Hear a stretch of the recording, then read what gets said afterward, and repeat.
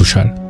আমরা ঢাকা কলেজে একই ডিপার্টমেন্টে ভর্তি হই। মূলত তারপরেই তার সঙ্গে আমার পরিচয়ের প্রথম থেকেই আমার তার সঙ্গে একটা ভালো আন্ডারস্ট্যান্ডিং হয়ে যায়। মূলত আমরা দুজন একই সঙ্গে একই জায়গায় বাসা ভাড়া নেওয়ার কথাও চিন্তা করছিলাম, যেহেতু আমি তখন এসে ঢাকাতে একটা টিউশনি খুঁজছিলাম এবং সে অলরেডি একটা টিউশনি পেয়ে গেছে। তাই বলতে পারেন তার থেকে টিউশনি খোঁজার জন্য হলেও আমি একটা ভাব করছিলাম।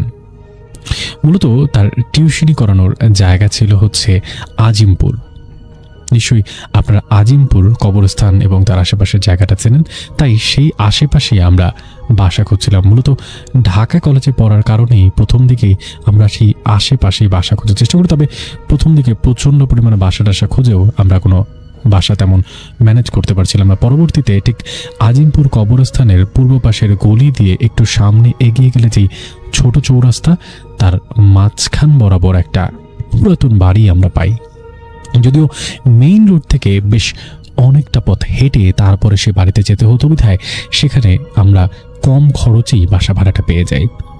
তুষারের ঠিক টিউশনি ছিল হচ্ছে আমাদের বাসা থেকে 6 থেকে 7 মিনিটের দূরত্ব। পায়ে হাঁটা দূরত্বে টিউশনি করতে পেরে তখন তুষারও বেশ খুশি ছিল। বলতে পারেন অনেক ভাই তখন সবকিছু ঠিকঠাকই চলছিল। আমি একটু বাসার বিবরণটা আপনাকে দিতে চাই। 4 তলা একটা বাসা, পাকিস্তান আমলের বাসা। ঠিক বাসার সামনে একটা বড় করিডোর, প্রত্যেকটা তলায় প্রত্যেকটা তালাতেই এক একটা করে বড় করিডোর। টোটাল 4 তলায় 4টা বড় করিডোর এবং ঠিক ম্যাচ সিস্টেম বাসার মতো হলেও সবগুলো রুমে সবাই থাকতো না।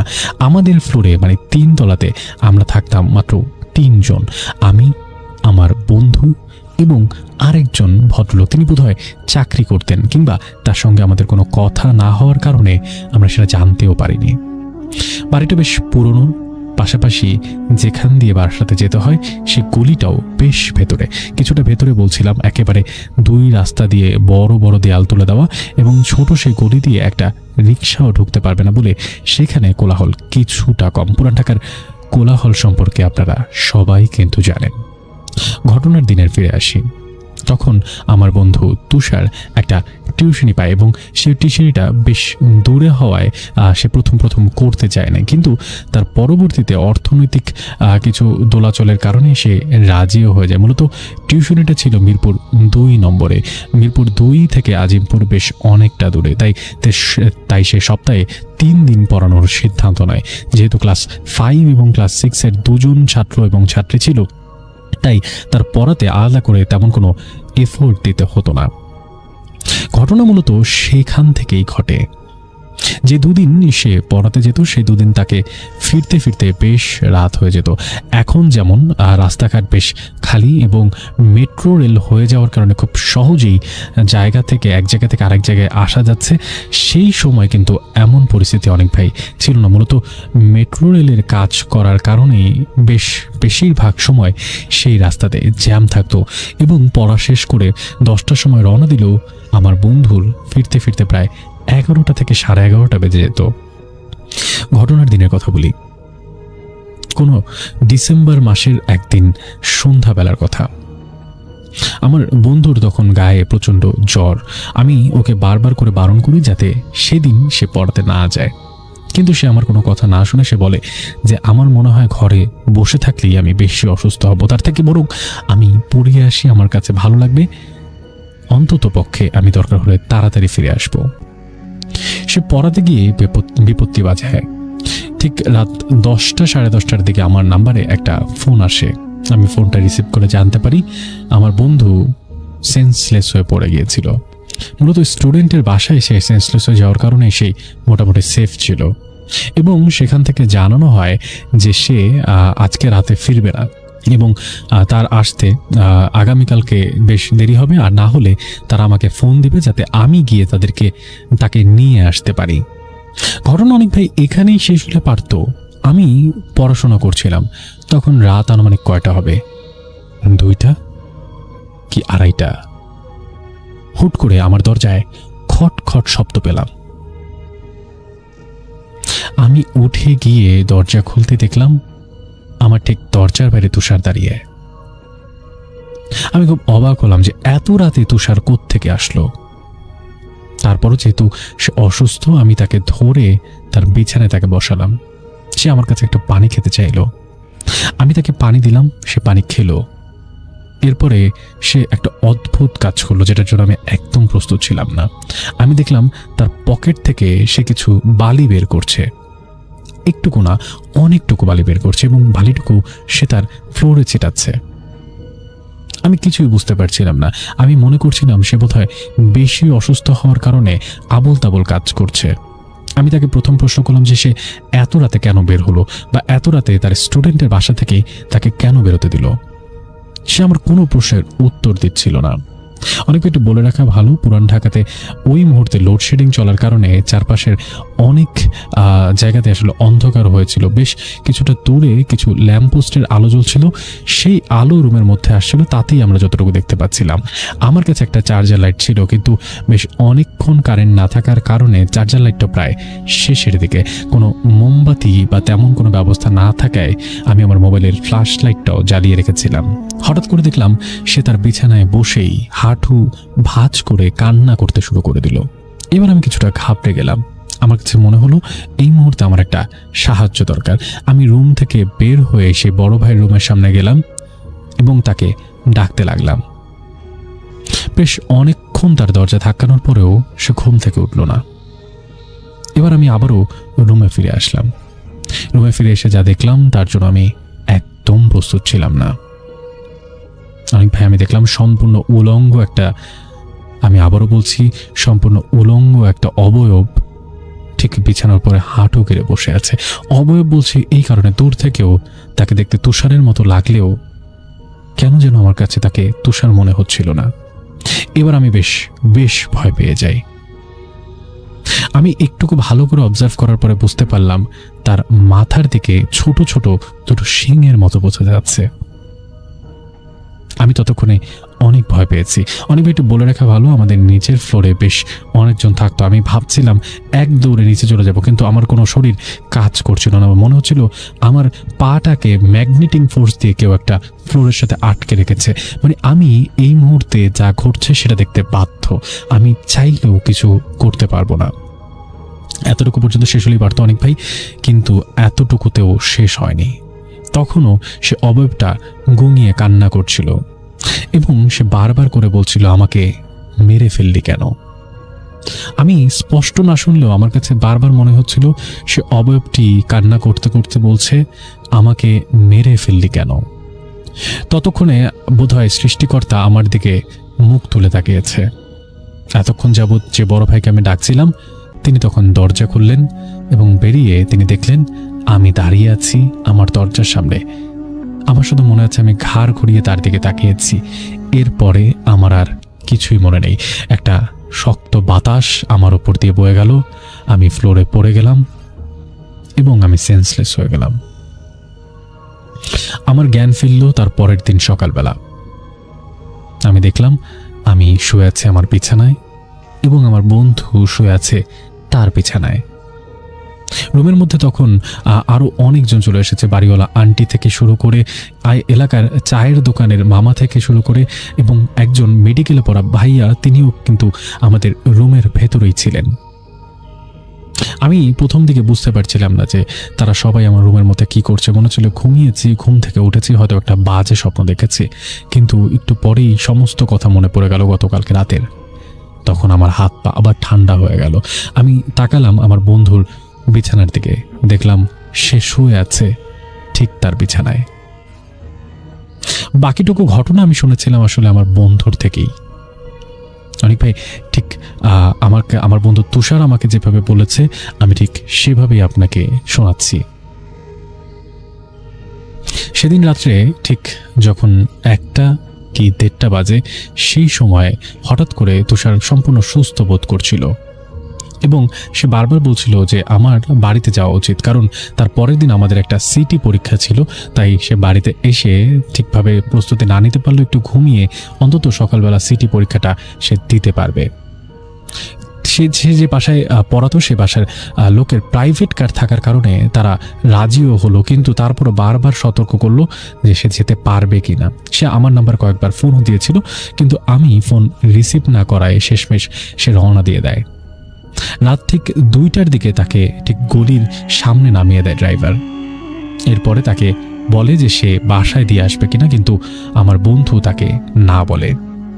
অনেক ভাই, আমি আবারও বলি, ঠিক একই সময় যে সময়টাতে আমি দরজা খুলে আমার বন্ধুকে দেখেছিলাম, ঠিক ওই মুহূর্তেই ঘটনাটা ঘটে। সে যখন গলির ভেতরে ঢোকে, শুরু হয় সেই মুহূর্তে ঘটনা। সে শুনতে পায়, মনে হচ্ছিল পাশ থেকে কেউ একটা সূরা পড়ছে। সে ভালো করে খেয়াল করার চেষ্টা করছিল যে এত রাতে কোরআন শরীফ তেলাওয়াত করবে কে। অনেক ভাই, আগেই বলেছি ঠিক আজিমপুর কবরস্থানের পাশের একটা ছোট গলি, তাই ভাবছিল বোধহয় এত রাতে কেউ একজন হয়তোবা কবরস্থানে কারো কবর জিয়ারত করছে। কিন্তু বড় বড় প্রাচীর থাকার কারণে ওপাশে কি হচ্ছে সেটা একদম দেখা যাচ্ছিল না। সে সামনের দিকে এগোতে থাকলো। হুট করে তার কাছে মনে হলো যে না, এটা কোনো আরবি ভাষা পড়া হচ্ছে না, মনে হচ্ছে উল্টো করে আরবি পড়া হচ্ছে।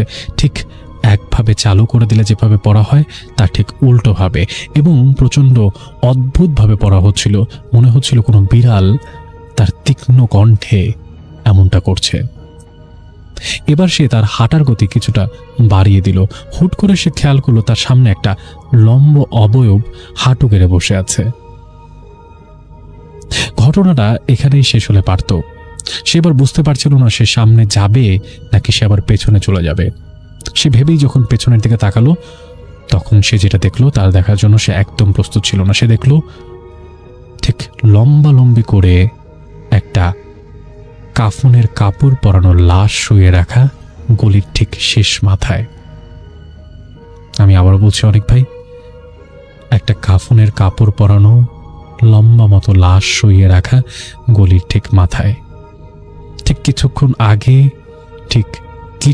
আগে সে যেখান দিয়ে হেঁটে এসেছে সেখানে সে এক নজরে অনেকটাক্ষণ তাকিয়েছিল সেই লাশটার দিকে।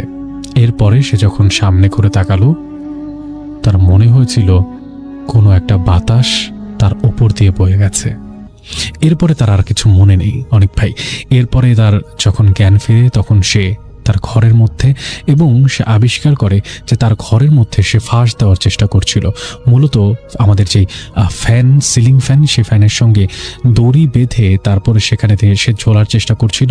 এবং সেই মুহূর্তে সেই বড় ভাই এসে আমাকে এবং তাকে উদ্ধার করে। বড় ভাই এটা দেখে সে চিৎকার চেঁচামেচি শুরু করে, এবং তার চিৎকার চেঁচামেচি শুনে বাকিরা সবাই দৌড়ে আসে এবং তাকে সেই থেকে আটকে ফেলে, এবং পরবর্তীতে সেও সেন্সলেস হয়ে যায়। পরে আমাদের দুজনকেই খাটে শোয়ানো হয়, এবং পরবর্তীতে এলাকার হুজুর ডাকা হয়, এবং ঠিক সে উলঙ্গ থাকার কারণে তাকে পোশাক আশাক পরিয়ে ঠিকঠাক করা হয়। পরবর্তীতে হুজুর, ডাক্তার, কবিরাজ সবই আসে এবং আমাদেরকে দেখে চেক করে সবকিছু ঠিকঠাক বলে তারপর তারা চলে যায়, এবং আমাদের জ্ঞান ফিরে ঠিক সকালবেলা। অনেক ভাই, এরপরে আমরা ঠিক রায়েরবাগের একজন বড় হুজুরের সঙ্গে দেখা করি। তিনি বেশ কামেল একজন হুজুর। আমরা তার সঙ্গে দেখা করি এবং আমাদের দুজনের ঘটনা পুরোপুরি তাকে শেয়ার করি। পরবর্তীতে আমাদের সেই হুজুর বলেন যে আমার বন্ধুর ওপরে কোনো একটা দুষ্ট জিন ভর করেছে এবং তার মাধ্যমে সে আমার ক্ষতি করার চেষ্টা করেছে, এবং পাশাপাশি এইটাও তিনি বলেন যে এখনও সেই দুষ্ট জিনের ছাপ আমার বন্ধুর ওপরে রয়ে গেছে, কিছু আমল করতে হবে, তখনই আসলে সেই জিনিসটা তাকে ছেড়ে দেবে। এর পরবর্তীতে আমার বন্ধু সেই সমস্ত আমলগুলো ভালো করে লিখে নেয় এবং তাকে একটা মাদুলি দেওয়া হয়, যেটা সে বাম হাতে বেঁধে রাখতে বলে সব সময়ের মতো। অনেক ভাই, বলছিলাম যে আমার বন্ধুর একটা বড় ক্ষতি হয়ে গিয়েছে। সেই ক্ষতিটা কি সেটা বলছি।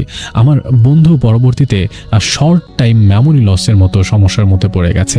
বিশেষ করে এমন হতো যে হুট করে সে নিজের মতো করে বসে থাকতো, তাকে কেউ কোনো প্রশ্ন করলে সে কোনো উত্তর দিত না। মনে হতো সে কোনো ভাষা বোঝে না, সে কোনো ভাষা পারে না।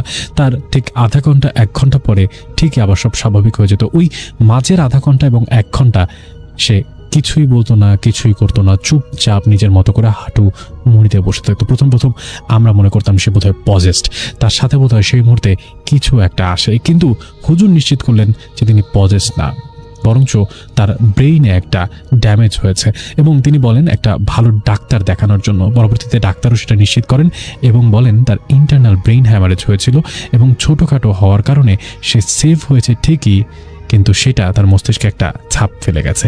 বর্তমানে আমি আমার বন্ধু তুষারের কিছু বর্ণনা দিতে চাই। সে এখন বাড়িতে আছে।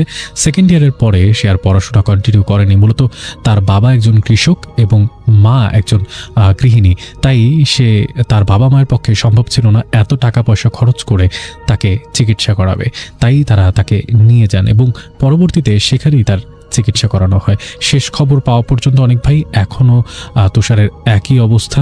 আমি জানি না ঠিক কবে সে সুস্থ হতে পারবে, তবে এর পরে যে ঘটনাগুলো ঘটেছে সেগুলো যতটা বেশি অলৌকিক তার থেকে বেশি আমাদের বলা যায় মানসিক। তো সেই জায়গা থেকে এখন পর্যন্ত সেই মানসিক যুদ্ধ লড়ে যাচ্ছে। অনেক ভাই এই ছিল আমার ঘটনা, যদি ভালো লাগে পড়ে শোনাবেন। আমার সাথে এরপরে আর কিছু ঘটেনি, মূলত পুরো ঘটনাটাই ঘটে আমার বন্ধু তুষারের সঙ্গে। আমি দোয়া করি এবং আপনাদের থেকে দোয়া চাই যাতে খুব দ্রুত সে সুস্থ হয়ে আমাদের মাঝখানে ফিরে আসে এবং ওই বাড়ি আমরা সেই মাসেই আমরা ছেড়ে দিই এবং পরবর্তীতে আমি এলিফ্যান্ট রোডের একটা বাড়িতে উঠি এবং এখানেই এখন পর্যন্ত আমি আছি। তবে এখন পর্যন্ত আজিমপুরে যদি কখনো টিউশনি কিংবা অন্য কাজে আমি যাই, সেই গলির চারপাশে আমি যাই না, কারণ আমার কাছে মনে হয় সেই অলৌকিক শক্তি এখনও সেখানে ঘোরাফেরা করে। সুযোগ পেলে সে হয়তোবা আমার আবার ক্ষতি করতে চাইবে। এখন যে ঘটনাটি আপনাদের সাথে শেয়ার করবো, এই ঘটনাটি আমাদেরকে যিনি পাঠিয়েছেন তার নাম জিশান আহমেদ। ওনার বাড়ি ময়মনসিংহ জেলার ত্রিশাল উপজেলার ৩ নং কাঁঠাল ইউনিয়নের রাজাবাড়ি গ্রামে। উনি যে ঘটনাটি পাঠিয়েছেন, এই ঘটনাটি যার কাছ থেকে সংগ্রহ করেছেন তার নাম তানভীর, আর ঘটনাটি এই তানভীর ভাইয়ের আপন বোনের সাথেই ঘটেছিল। ঘটনাটির সময়কাল একদম রিসেন্ট, 2025 সালের আগস্ট মাসের প্রথম সপ্তাহে। আগস্ট মাসের প্রথম সপ্তাহে এই তানভীর ভাইয়ের বোন, উনি ওনার হাজব্যান্ডের সাথে ঘুমিয়ে আছেন, তার শ্বশুরবাড়িতেই ছিলেন। তার বিয়ে হয়েছে ময়মনসিংহেরই একটি উপজেলায়, সঙ্গত কারণে আমরা সেটা বলছি না এবং ওই আপুর নামও বলছি না।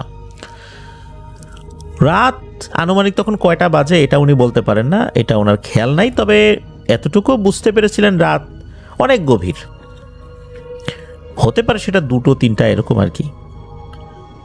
হঠাৎ করে বাইরে থেকে একটা পরিচিত আওয়াজ ভেসে আসে, আর এই পরিচিত আওয়াজ অন্য কারো নয়, তার শ্বশুরবাড়ির লোকদের কারো নয়, তারই আপন বাবার কণ্ঠ। বাইরে থেকে ভেসে আসে, মারে আমি খুব অসুস্থ, দরজাটা একটু খোল না। এক ডাকেই কিন্তু ঘুম ভেঙে গিয়েছিল এই আপুর। উনি চিন্তা করলেন কি ব্যাপার, আমি কি ঘুমের ঘরে শুনলাম নাকি? পরে দেখা গেল যে না, দরজায় ঠকঠক আবার করলো, ঠকঠক করে আবার একই কথা বলছে যে মারে আমি খুব অসুস্থ, দরজাটা একটু খোল না। উনি বুঝতে পারলেন এটা তার বাবার কণ্ঠ। এটা উনি চিন্তা করছেন যে এত রাত্রে ওনার বাবা এতটা দূরত্ব পার করে এইখানে আসবে, তো আবার অসুস্থ অবস্থায়, তো অসুস্থ অবস্থায় সে এইখানে আসবে কেন? এই চিন্তা উনি করলেন। কয়েকবার করে একই রকমভাবে এই নিশি ডাক উনি শুনলেন, কিন্তু উনি ওঠেন নাই। ওনার হাজব্যান্ড তখন ঘুমাচ্ছিল, তাকেও ডাকাডাকি আর করেন নাই, ডাকার প্রয়োজনও বোধ করেন নাই, যে আবার দেখা গেল যে কোনো ঝামেলা হতে পারে, সে ভয় পেতে পারে। উনি চুপচাপ শুয়ে থাকলেন, আর কিছু হলো না ওই রাতের মতো। সকালবেলা উঠে উনি শ্বশুরবাড়ির সবাইকে এই বিষয়টা জানালেন যে উনি এটা শুনেছেন, আর ওনার বাবাকেও সকালবেলা উনি ফোন করেছিলেন। ওনার বাবা বলেন যে আমি ওদিকে যাব কেন, আর আমি দিব্যি সুস্থ আছি আলহামদুলিল্লাহ, আমার কোনো সমস্যা নেই। এখন কথা হলো যে এই কাজটা তাহলে কে করেছিল? শ্বশুরবাড়ির লোকজন কিন্তু এই বিষয়টাতে গুরুত্ব দিলেন, কারণ অনেকেই এই ধরনের বিষয়টাতে গুরুত্ব না দিয়ে বলে যে ও তোমার মনের ভুল, দুঃস্বপ্ন দেখেছো, এইটা সেটা। পরবর্তীতে এই বিষয়গুলো মারাত্মক আকার ধারণ করে। এটা কিন্তু ওনার শ্বশুরবাড়ির লোকজন বুঝতে পেরেছিলেন। ওনার শ্বশুরবাড়ির লোকজন এই বিষয়টা নিয়ে আর কাল বিলম্ব করেন নাই। ওনাদেরই পারিবারিক একজন ব্যক্তি, যিনি আত্মীয়, তিনি একজন রাকিও ছিলেন, তাকে খবর দেওয়া হয়। তো ওই রাকি আসেন, ওই রাকি যেই দিন আসেন ওই দিন ছিল শুক্রবার। উনি এসে ওই আপুকে রুকিয়া করা শুরু করলেন। একটা খাটের উপর ওনাকে বসালেন, আর ওই রাকি উনি খাটের সামনে একটা চেয়ারে বসলেন। শুরু হলো রুকিয়া। ওনাদের পরিবারের কেউ কেউ পুরো এই রুকিয়ার সেশনটা মোবাইল ফোনে ভিডিও করেছিলেন। অল্প সময়ের মধ্যেই হঠাৎ করে মনে হলো যে ওই আপুর শরীরটা একটু দুলতে শুরু করেছে। এরপর ওই রাকি উনি জিজ্ঞেস করলেন যে তুমি কে, কোথা থেকে আসছো? কোনো উত্তর দেয় না। কয়েকবার জিজ্ঞেস করার পর খালি একটা কথাই বলে, আমার পায়ে ব্যথা করছে। এই জিন হাজির হলে অনেক সময় পুরুষ নারী মিশ্রিত কণ্ঠ, অদ্ভুত রকমের কণ্ঠ, ভয়ঙ্কর গড়গড় আওয়াজ, এরকম কিছু না, একদম স্বাভাবিকভাবে ওই আপুর যে কণ্ঠ সেই কণ্ঠেই কথা বলছে। খালি বারবার বলছে যে আমার পায়ে ব্যথা করছে। যদি জিজ্ঞেস করে কোথা থেকে আসছো, বলে আমার পায়ে ব্যথা করছে। যদি বলে নাম কি, পায়ে ব্যথা করছে। এরকম বারবার একই কথা বলছে। কিছুক্ষণ একই রকম কথা বলার পর ওই আপুর ভেতরে থাকা ওই জিনটা চুপ হয়ে যায়। মনে হচ্ছে কিছু একটা ভাবছে, কি ভাবছে এটা বোঝা যাচ্ছে না। এরপর ওই রাকি আবারও জিজ্ঞেস করেন যে তোমার নাম কি, কোথা থেকে আসছো? এরপর ওই রাকি জানায় যে সে একটা হিন্দু জিন, আর এটাও জানায় যে এই মেয়েটা সুবিধাজনক না। কেন সুবিধাজনক না, কেন, সে কি করেছে? ওই জিনটা জানায় যে এই মেয়েটা নাকি কাপড় যখন তারের উপর রোদে দিচ্ছিল, ওই কাপড়ের আঁচল ওই জিনের গায়ে লেগেছে। তখন রাকি বলছে এটা কি কোনো কথা হইল? সে তার কাপড় তো নাড়বেই, তার কাপড় সহ তার শ্বশুরবাড়ির আরও অনেকের কাপড় আছে। সে কি এই কাপড় নাড়ার জন্য কি তোমার যেই জায়গা সেইখানে গেছিল? সে তার বাড়ির উঠানে কাপড় নাড়তেছে, তুমি কেন এখানে আসছো? তুমি এখানে আসছো, কাপড়ের ছোঁয়া লেগেছে, আর তুমি এর উপর আসর করে এখন ভয় দেখানোর চেষ্টা করতেছো না? তা তো হবে না, এটা কোনো যুক্তির কথা হইল না। যদি এমন কথা হইতো যে সে তোমার আবাসস্থলে গেছে, সেখানে গিয়ে কিছু করছে, তা তো না। তুমি মানুষের আবাসস্থলে কি অটোটা কি? তোমার কেন উঠানে দিনের বেলা আসতে হবে? রাতের বেলাও তো এই কাজ করে নাই, তাও না হয় মেনে নিতাম। বিনা বাক্য ব্যয়ে এখান থেকে ভেগে যাবা, চলে যাবা, আর আসতে পারবা না। এ কথা বলার পর নাকি ওই জিনটা কিছুক্ষণ চুপ করে থাকে এবং বলে হ্যাঁ চলে যাব, চলে যাব, পায়ে ব্যথা করতেছে, মানে অসংলগ্ন কথা। এরপর ওই রাকি বলে আবার যদি আসো তাহলে কিন্তু তোমার কঠিন শাস্তি হবে। তখন ওই জিনটাকে আবার বলে হ্যাঁ আবার যদি আসি তাহলে আমার কঠিন শাস্তি হবে, পায়ে ব্যথা করছে। তো এই ধরনের অসংলগ্ন কথা, মানে সরাসরি কোনো কথার উত্তর দেয় না। এরপর হঠাৎ করেই ওই আপু ধপাস করে বিছানার উপরেই পড়ে যান, বসা থাকা অবস্থাতেই। বোঝা গেল জিনটা নাই, জিনটা চলে গেছে, যে দরজা ধরাম করে খুলে গেছে, জানালা ধরাম করে খুলে গেছে, বাইরের কোনো ডাল ভেঙে দিয়ে চলে গেছে, বিষয়টা এরকম না। এরপর থেকে ওই আপু স্বাভাবিক হয়ে যান। এই ঘটনার সবচাইতে রহস্যজনক বিষয়টা হচ্ছে তানবীর ভাইয়ের মাধ্যম দিয়ে পরবর্তীতে জিশান ভাই জানতে পেরেছিলেন ওই জিনটা নাকি নিজে থেকেই পরবর্তীতে ওই রাকির সাথে যোগাযোগ করেছিল, দেখা করেছিল। কি কারণে দেখা করেছিল, কি উদ্দেশ্যে দেখা করেছিল, কি বলেছিল, এই বিষয়টা আর জানা যায় নাই। কারণ জিনটা ওখানে উপস্থিত হয়ে অসংলগ্ন কথাবার্তা বলছিল, সে রাকির কথাগুলো ভালোভাবে পর্যবেক্ষণ করছিল, কোনো ধরনের কোনো বিনিময় ছাড়াই সে ছেড়ে দিয়ে চলে যায়। এখন পর্যন্ত ওই আপুর কোনো সমস্যা হয়নি। আর ওই জিনটাই বা কেন ওই রাকির সাথে পরবর্তীতে যোগাযোগ করলো, বিষয়টা কিন্তু রহস্যই হয়ে রয়ে গেল। এটাই ছিল ঘটনা। শহরের এক হাসপাতালের নিচতলায় মর্গ ছিল। দিনে লোকজন যাওয়া আসা করলেও রাত হলে জায়গাটা পুরো ফাঁকা, ঠান্ডা আর ভয়ঙ্কর নিস্তব্ধ হয়ে ওঠে। নতুন ডোম কামাল সাহেব প্রথম রাতের ডিউটিতে এলো। সবাই তাকে একটাই কথা বলেছিল, রাত 2টার পরে কখনো কোনো ফ্রিজ খুলবা না। কিন্তু সেই কারণটা কেউ কখনো তাকে বলেনি। একদিন রাত 1:50 অস্বাভাবিক নীরবতা। কামাল তার যাবতীয় ফাইলগুলো গোছাচ্ছিল। চারদিকে ঠান্ডা বাতাস, ফ্রিজগুলো থেকে আসা হালকা গুনগুন শব্দ ছিল। সব ঠিক হয়েছিল, কিন্তু হঠাৎ টক টক করে একটা ফ্রিজারের লক নিচে থেকেই নড়ছে। কামাল তাকিয়ে দেখল ফ্রিজ নাম্বার 6। সেখানে একটা মৃতদেহ রাখা হয়েছিল সন্ধ্যার সময়। লোকটা ধীরে ধীরে খুলে গেল। দরজা একটু ফাঁক হলো, ভেতর থেকে ঠান্ডা কুয়াশা বের হতে লাগলো। হঠাৎ ঠপ করে শব্দ হলো, মনে হলো কিছু একটা নিচে পড়ল।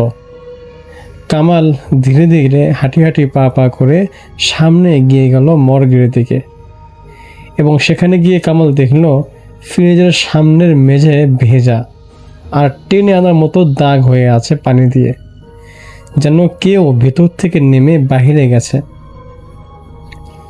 মেঝেতে ভেজা পায়ের ছাপ, একটা দুইটা এরকম করে কয়েকটা, যেগুলো ছাপগুলো গিয়েছে সোজা দরজার দিকে যাচ্ছে, কিন্তু দরজা তো পুরোপুরিভাবেই বন্ধ, মানে ওটা এখনো ভেতরেই আছে। কামাল হঠাৎ অনুভব করলো যে তার পিছনে কেউ একজন দাঁড়িয়ে আছে। ঠান্ডা নিঃশ্বাস, সে ধীরে ধীরে পিছনে ফিরল। ফ্রিজ নাম্বার 6 মৃতদেহটা তার ঠিক পিছনে দাঁড়িয়ে আছে, চোখ খোলা, মুখ কাঁপছে। দেহটা খুব আস্তে করে বলল, আমার জায়গায় খুব ঠান্ডা, আমার ঠান্ডায় খুব কষ্ট হচ্ছে, তাই আমি ঠিক করেছি আমি এখন থেকে বাইরেই থাকবো। এমন কথা বা এমন দৃশ্য দেখার পরে কামালের বুক পুরোপুরিভাবে জমে গেল। সে দৌড়তে চাইল, কিন্তু তার পা একদমই নড়ছে না। হঠাৎ টিক টিক করে আরেকটার পর একটার সবগুলো ফ্রিজারের দরজা লকগুলো খুলে গেল। সমস্ত ফ্রিজ একদম আনলক হয়ে গেল এবং সব দরজা ধীরে ধীরে খুলছে, এবং ভেতর থেকে কুয়াশা, মানে ফ্রিজের ভেতরে যে কুয়াশা জমা হয় ঠান্ডা বাতাসের মতো, সেগুলো সব বের হচ্ছে। একটা একটা করে মৃতদেহ সবগুলো উঠে বসছে। সবাই একসাথে মাথা ঘুরিয়ে তাকালো কামালের দিকে। তাদের চোখে নেই কোনো জীবন, তবুও তারা তাকিয়ে আছে কামালের দিকে এবং একসাথে বলল, নতুন একজন। ফ্রিজ নাম্বার 6 দেহটা কামালের কাছে এসে দাঁড়ালো, তার কানে কানে বলল, তুই আমার জায়গা নিবি? হঠাৎ কামাল অনুভব করলো তার শরীরে ঠান্ডা হয়ে যাচ্ছে, শ্বাস বন্ধ হয়ে আসছে, তার চোখ ঝাপসা হয়ে গেল। পরদিন সকালে হাসপাতালের লোকজন এসে দেখে মর্গের সব কিছু ঠিকঠাকই আছে বটে, সব ফ্রিজও বন্ধ, তবে সব দেহের ভেতর কিন্তু ফ্রিজ নাম্বার 6 একটা নতুন দেহ, যা ছিল কামালের, এবং চোখগুলো ছিল খোলা, যেমন মুখে খুব একটা ভয় জমে আছে। আজও রাত 2টার পর ফ্রিজ নাম্বার 6 কখনো কখনো নিচ থেকেই খুলে যায়। ভেতর থেকে কণ্ঠ আসে, ঠান্ডা লাগছে, আমাকে বের করো। তো এই ঘটনার ঠিক কয়েকদিন পরে, মানে কামালের মৃত্যুর পর হাসপাতাল কয়েকদিনের জন্য মর্গ বন্ধ করে দেওয়া হয়। সবাই মনে করেছিল এটা একটা স্বাভাবিক ঘটনা, কিন্তু সত্য ঘটনা তখনও শুরু হয়নি। নতুন ডম। কিছুদিন পরে নতুন একজনকে ডোমে নিয়ে আসা হলো, তার নাম ছিল হাসান। পুরনো স্টাফরা তাকে শুধু একটা কথা বলল, ফ্রিজ নাম্বার 6 কাছে কখনো যাইস না। কিন্তু কেন যাবে না সে কারণটা খোলাখুলি কেউ বলল না। অদ্ভুত, হিসাব মিলছে না। প্রথম রাতেই হাসান একটা অদ্ভুত জিনিস লক্ষ্য করলো। রেজিস্টারে লেখা 5টা মৃতদেহ, কিন্তু ফ্রিজ আছে 6টা, একটা অতিরিক্ত। সে ভাবলো হয়তো হিসাব গরমিল বা ভুল হয়েছে। কিন্তু যখন হাসান ফ্রিজ নাম্বার 6 খুলল, তার বুক ধক করে কেঁপে উঠল। দেখলো কামাল নেই, ভিতরে কামালের দেহটাই নেই, খালি, কিন্তু ভেতরের দেয়ালে নখ দিয়ে আঁচড় কাটা দাগ, আমি বাঁচতে চাই, আমি বাঁচতে চাই। হাসান ভয় পেয়ে কন্ট্রোল রুমে গিয়ে নিজে নিজে ফুটেজ চেক করলো। রাত তখন 2টা বাজে, সব ফ্রিজ বন্ধ। তো 2টা বেজে 7 মিনিটে 6 নম্বর ফ্রিজটা আপনা আপনি খুলে গেল। ধীরে ধীরে ভেতর থেকে কামাল উঠে বসে। তারপর সে নিজেই ফ্রিজ থেকে নেমে হাঁটতে শুরু করলো। কোথায় গেল? ক্যামেরা দেখা গেল কামাল দরজার সামনে এসে থামলো। তারপর ধীরে ধীরে মাথা ঘুরিয়ে ক্যামেরার দিকে তাকালো। চোখ পুরো সাদা। সে বলল, আরেকজন লাগবে। তারপর হঠাৎ ক্যামেরা ব্ল্যাক হয়ে গেল। সেই রাতেই হাসান মর্গে ফিরে এলো, দেখলো সব ফ্রিজ আবারও বন্ধ হয়ে আছে, কিন্তু ভিতর থেকে শব্দ যেন ঠক ঠক, যেন সবগুলো ফ্রিজ একসাথেই নড়ছে। হঠাৎ সবগুলো ফ্রিজ একসাথে খুলে গেল, কুয়াশার মতো ধোঁয়া বের হলো। একটা একটা করে মৃতদেহ সব উঠে দাঁড়ালো। সবাই ধীরে ধীরে হাসানের দিকে এগিয়ে আসছে। সবশেষে ফ্রিজ নাম্বার 6 থেকে বের হলো কামাল, কিন্তু সে আর আগের মতো না। তার মুখ বিকৃত, চোখ ফাঁকা, এবং সে ধীরে ধীরে বলল, আমি বাইরে থাকতে পারি না, আমার জায়গা কেউ নিতে হবে। হাসান দৌড়াতে গেল, কিন্তু দরজা বন্ধ।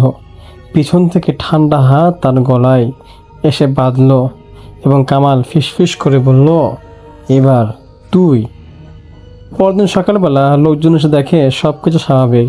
সবগুলো ফ্রিজ বন্ধ, রেজিস্টারে লেখা 6টা মৃতদেহ। ফ্রিজ নাম্বার 6 খুলে দেখা গেল ভেতরে হাসান, চোখ খোলা, যেন মুখে আতঙ্ক জমে আছে।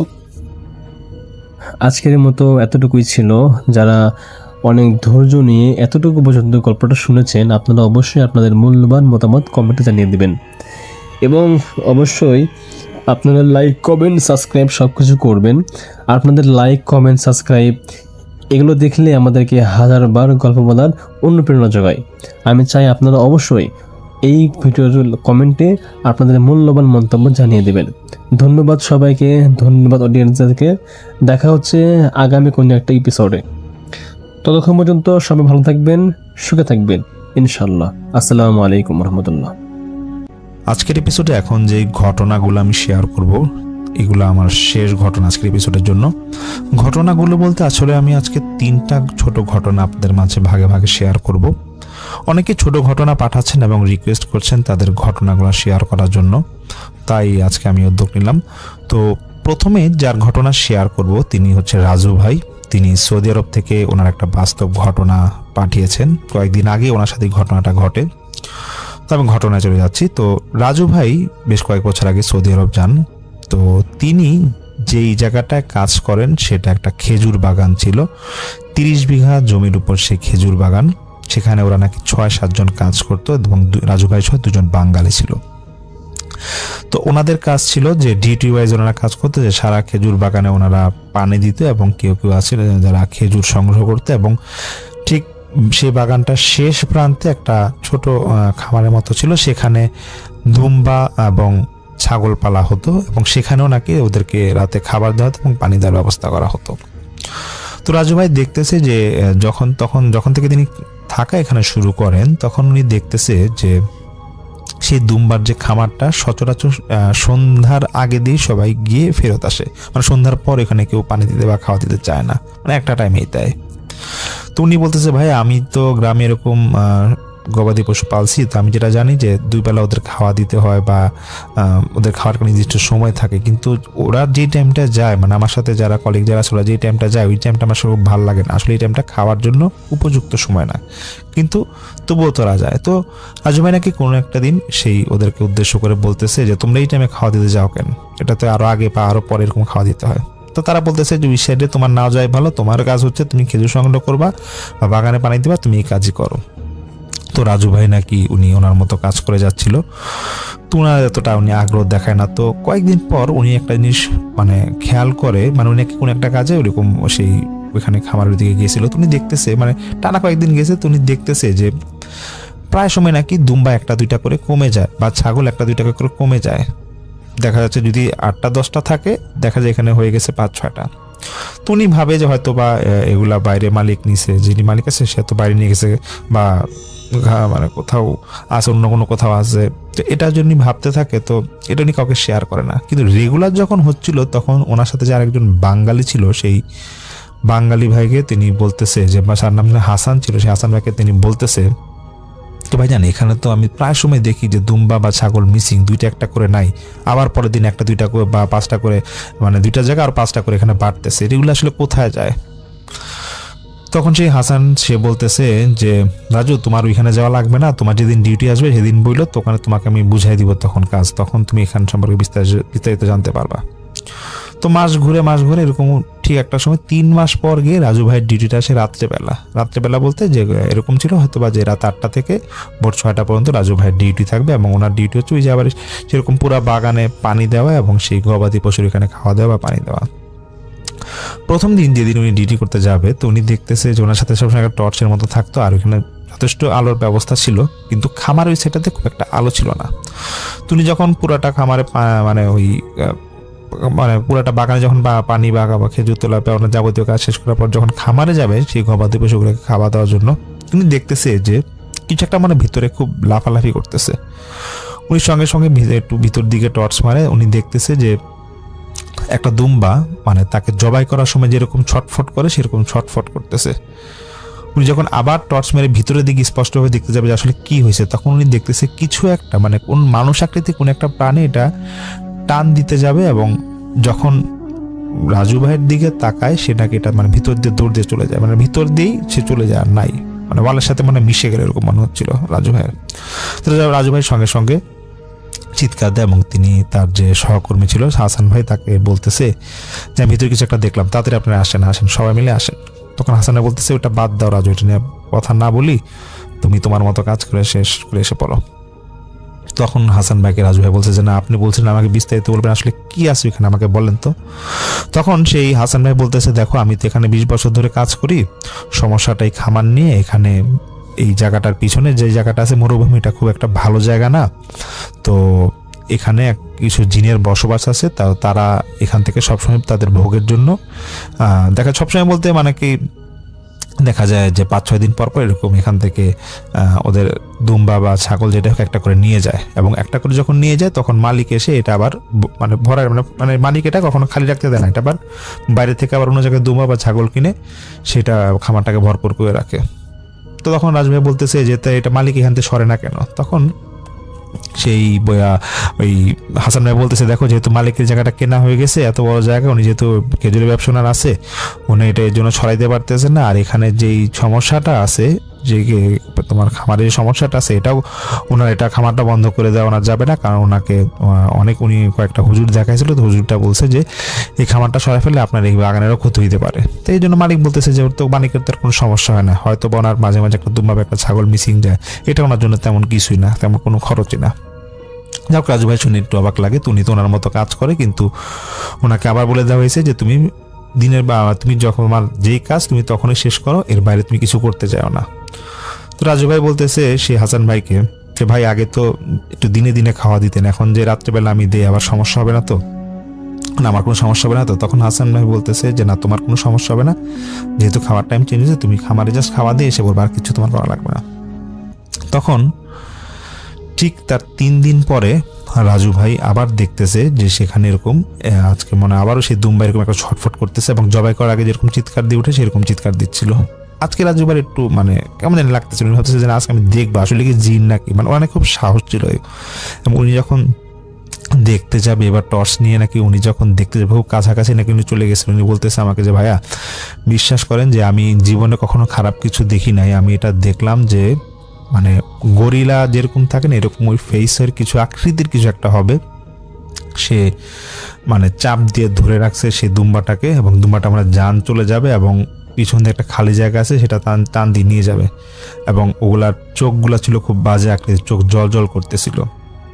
এবং রাজু ভাই বলে যে ভাই আমি তো জানি যে আসলে জিন জাতীয় খালি চোখে বা আলোর মধ্যে বা কিছু একটা হোক যে কাছাকাছি সামনাসামনি ফেস টু ফেস হয় না, আমি মানে রাজু ভাই বলে যে ভাই আমি নিশ্চিত যে সেটা একটা কোনো আকৃতিতে রূপ নিয়ে সেখানে আসছিল।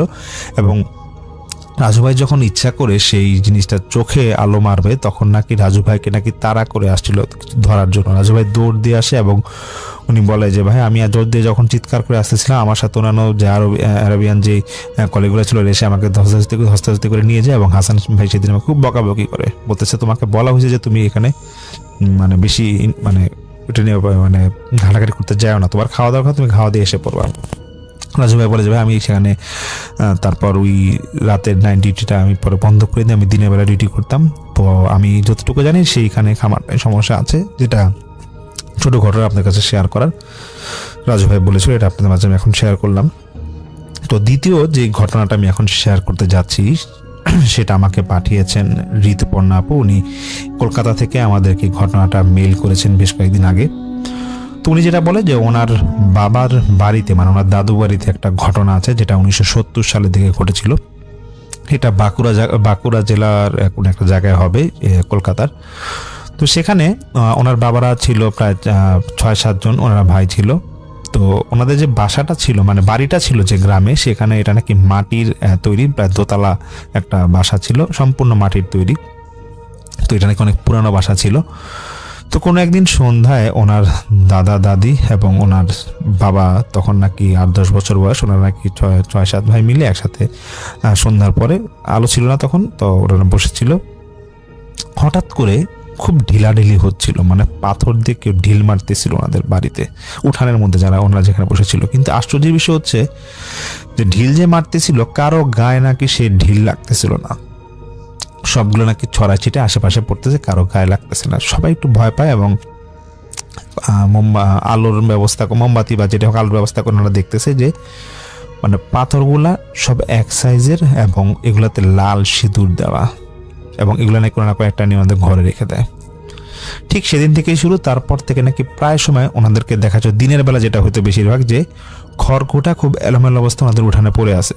আবার সন্ধ্যার পর দেখা যেত যে বাড়িতে বাইরে কেউ গেলেই মাটি ঢিল মারতেছে, মানে মাটি ঢিল মারতেছে। এবং দেখা যেত যে মাঝে মাঝে ওনাদের ঘরের মধ্যে আগুন ধরাই দিত কে জানে।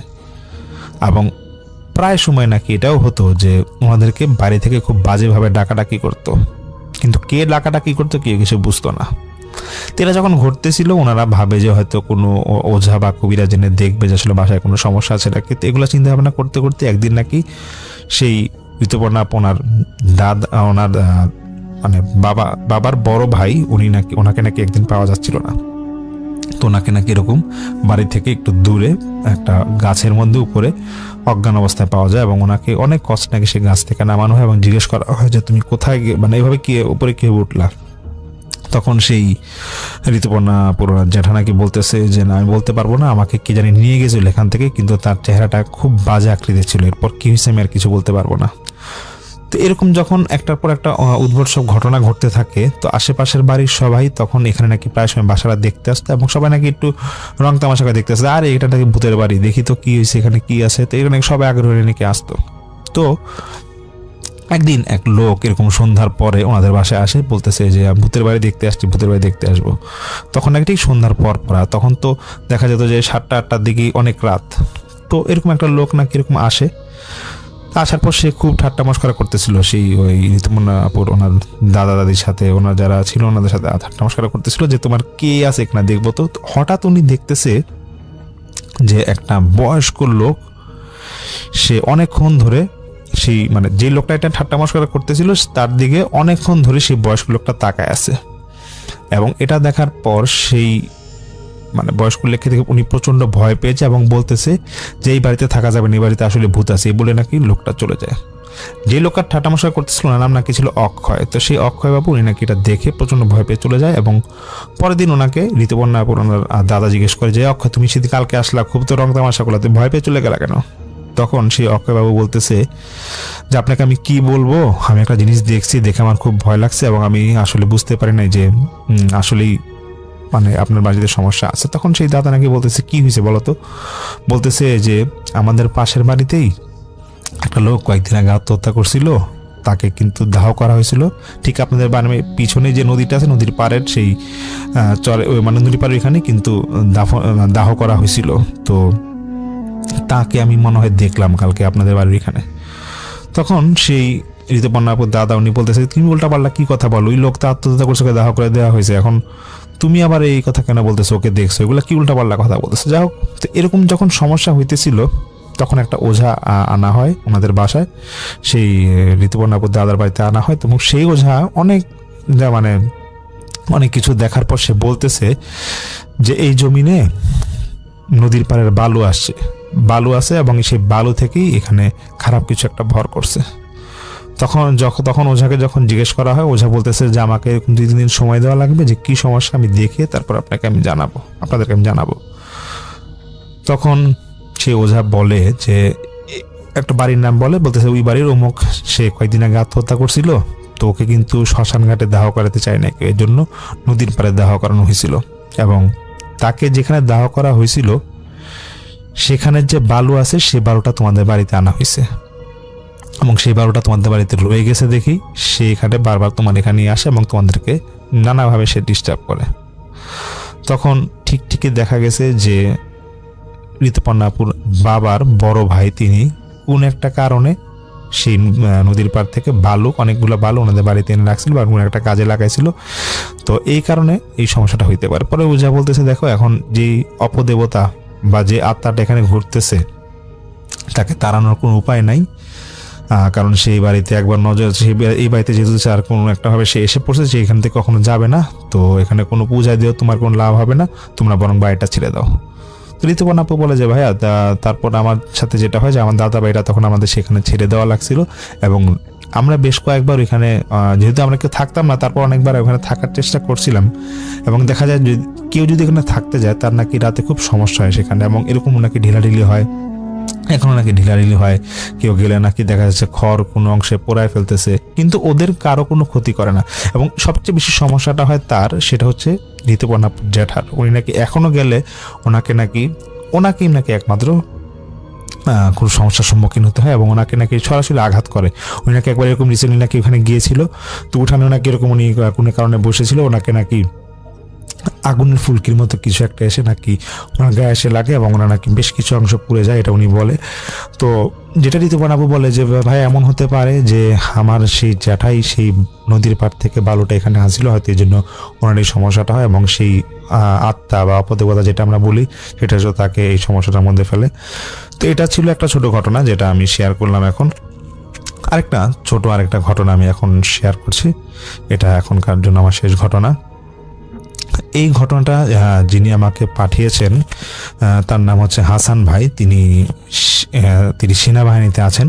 হাসানুর রহমান ভাই, ওনার ডাক নাম হাসান। তো তিনি সেনাবাহিনীতে আছেন। ওনার একটা ঘটনা, এটা 2017 সালের ঘটনা, তখন তিনি নতুন যোগদান করেন সেখানে, তো সেনাবাহিনীতে। তো ওনার তখন পোস্টিং ছিল খাগড়াছড়ি, আর উনি নাইট ডিউটি করতেন। তো নাইট ডিউটি যে তিনি করতেন সেখানে একবার একটা টিলার উপরে ওনার ডিউটি পড়ে, তো সেখানে দুজনকে একসাথে কাজ করতে হবে, তার সাথে একটা বয়স্ক একটা আনসার দিয়ে দেওয়া হয়েছিল, সেই আনসার ওখানে ওনার সাথে ছিলেন।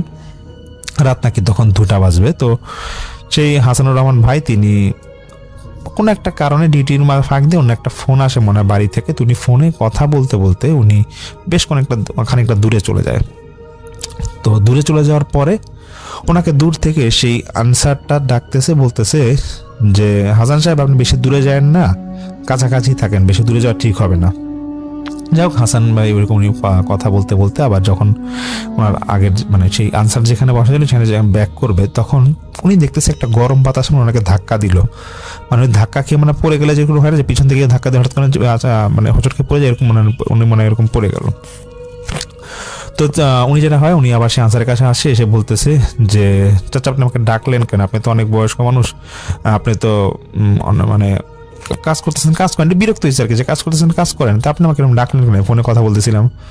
তো সেই আনসার বলতেছে যে বাবা দেখো কিছু মনে করো না, তুমি তো আমার বয়স অনেক ছোট হবা, তোমাকে একটা কথা বলি যে আমি এই এলাকাটা অনেক বছর ধরে আছি, এইসব জায়গা ভালো না, আশেপাশে ঘোরাঘুরি করি না, যেটা তোমাকে আমি ডাকছি। তো যাই হোক, তো সেই সময় আর উনি একটু বিরক্ত বোধ করে হাসান ভাই, উনি তো ওনার পরের কাজ শেষে ওনার নাকি ভোর 4টার দিকে ডিউটি শেষ হয়, ডিউটি শেষ করে উনি ওনার রুমে চলে যায়, এবং সেই আনসার ওনার কোনো জায়গায় ফিরে যায়। তো স্বপ্নে উনি দেখতেছে যে ওনার উল্টাপাল্টা স্বপ্ন দেখতেছে হাসান ভাই সেদিন রাত্রেবেলা, যে ওনাকে মনে হয় কেউ গলা চেপে ধরতেছে, উনি শ্বাস নিতে পারতেছে না, এরকম কয়েকটা স্বপ্ন উনি নাকি দেখছে, খারাপ স্বপ্ন দেখছে। দেখার পরে উনি পরের দিন আবার ডিউটিতে যাবে, এবং সেদিন আর 3 রাত্রেবেলা বের হয় না। তো উনি আনসারের সাথে গল্প করতে বলতেছে যে চাচা আপনি যে আমার সেদিন ডাকছিলেন, কালকে যে ডাকলেন আমাকে, আমি বুঝলাম না চাচা, রাত্রেবেলা শোয়ার পর আমি একটু বাজে উল্টাপাল্টা স্বপ্ন দেখলাম, আমার খুব ভয় লাগতেছে, এবং কালকে সারাটা দিন আমার বুক ধরবর করছে, আপনার কি জানি হইল। তো মানে কালকে সারা রাত আমার এরকম বুক ধরপড় করছে, এটা বলতেছে। তো তখন সেই আনসার উনি বলতেছে যে বাবা আমি তো, আমার তো বয়স ভালোই হয়েছে, আমি কিছু দোয়া দুধ পারি, আমি তোমাকে দোয়া দুধ করে ঝাড়ফুঁক দিয়ে দিচ্ছি, তোমার যে সমস্যাটা আশা করি এটা শেষ হয়ে যাবে, এটা হয়তো খারাপ কিছু তুমি নজরে পড়ছে তোমার, আসলে বললাম না এই জায়গাটা ভালো না, আর পাহাড় পর্বত এলাকা, এখানে আসলে মানুষের বসবাস নেই, তো অনেক সময় খারাপ কিছু নজর পড়লেও পড়তে পারে। যাই হোক, সেই আনসার নাকি হাসান ভাইকে ওনাকে নাকি তখন অনেক ঝাড়ফুঁক দিয়ে দিচ্ছিল। ঝাড়ফুঁক দেওয়ার পরে মানে একটা জিনিসই দেখতেছে, মানে হাসান ভাই নাকি ওনার নাকি মানে ঝাড়ফুঁক দেওয়ার পর ওনার খুব একটা মানে জ্বালা যন্ত্রণা হচ্ছিল পুরো শরীরের মধ্যে। তো জ্বালা যন্ত্রণা যখন হচ্ছে তখন তিনি সেই চাচাকে বলতেছে, একটা মানে বলতে হঠাৎ বলছে, চাচা আপনি আর ঝাড়ফুঁক দিয়েন না, আমার শরীরটা এমনি কেমন জানি লাগতেছে, জ্বালাপোড়া করতেছে এরকম। তখন আনসার চাচা বলতেছে হাসান ভাইকে যে ঠিক আছে তুমি বাবা আজকে রাতে সাবধানে থাকো, আর এগুলো ভয় পাও না, এগুলো হইতেই পারে। তো ওটা না এরকম ভোর 4টা হবে এরকম ডিউটি শেষ করে যার রুমে চলে যায়। পরের দিন সকালে কিভাবে কি হয়েছে বলতে পারবে না, যে সেই আনসার চাচার লাশ নাকি ওনারা যেখানে থাকতো তার ঠিক পাশেই একটা পুকুর আছে, পুকুরে উল্টানো, মানে মাথাটা নিচের দিকে মাটির দিকে যাওয়ার অবস্থায় পাওয়া যায়। অনেকে জিজ্ঞেস করে যে কিভাবে মারা গেছে, অনেকে জিজ্ঞেস করে, মানে কেউ নাকি কোনো উত্তর দিতে পারতেছিল না, বলতেছে যে না এখানে তেমন না যে আমাদের এন্ট্রি পার্টি বা কেউ আছে, এখানে তো খুব নীরব এলাকা, এখানে তো খারাপ কিছু থাকার কথা না।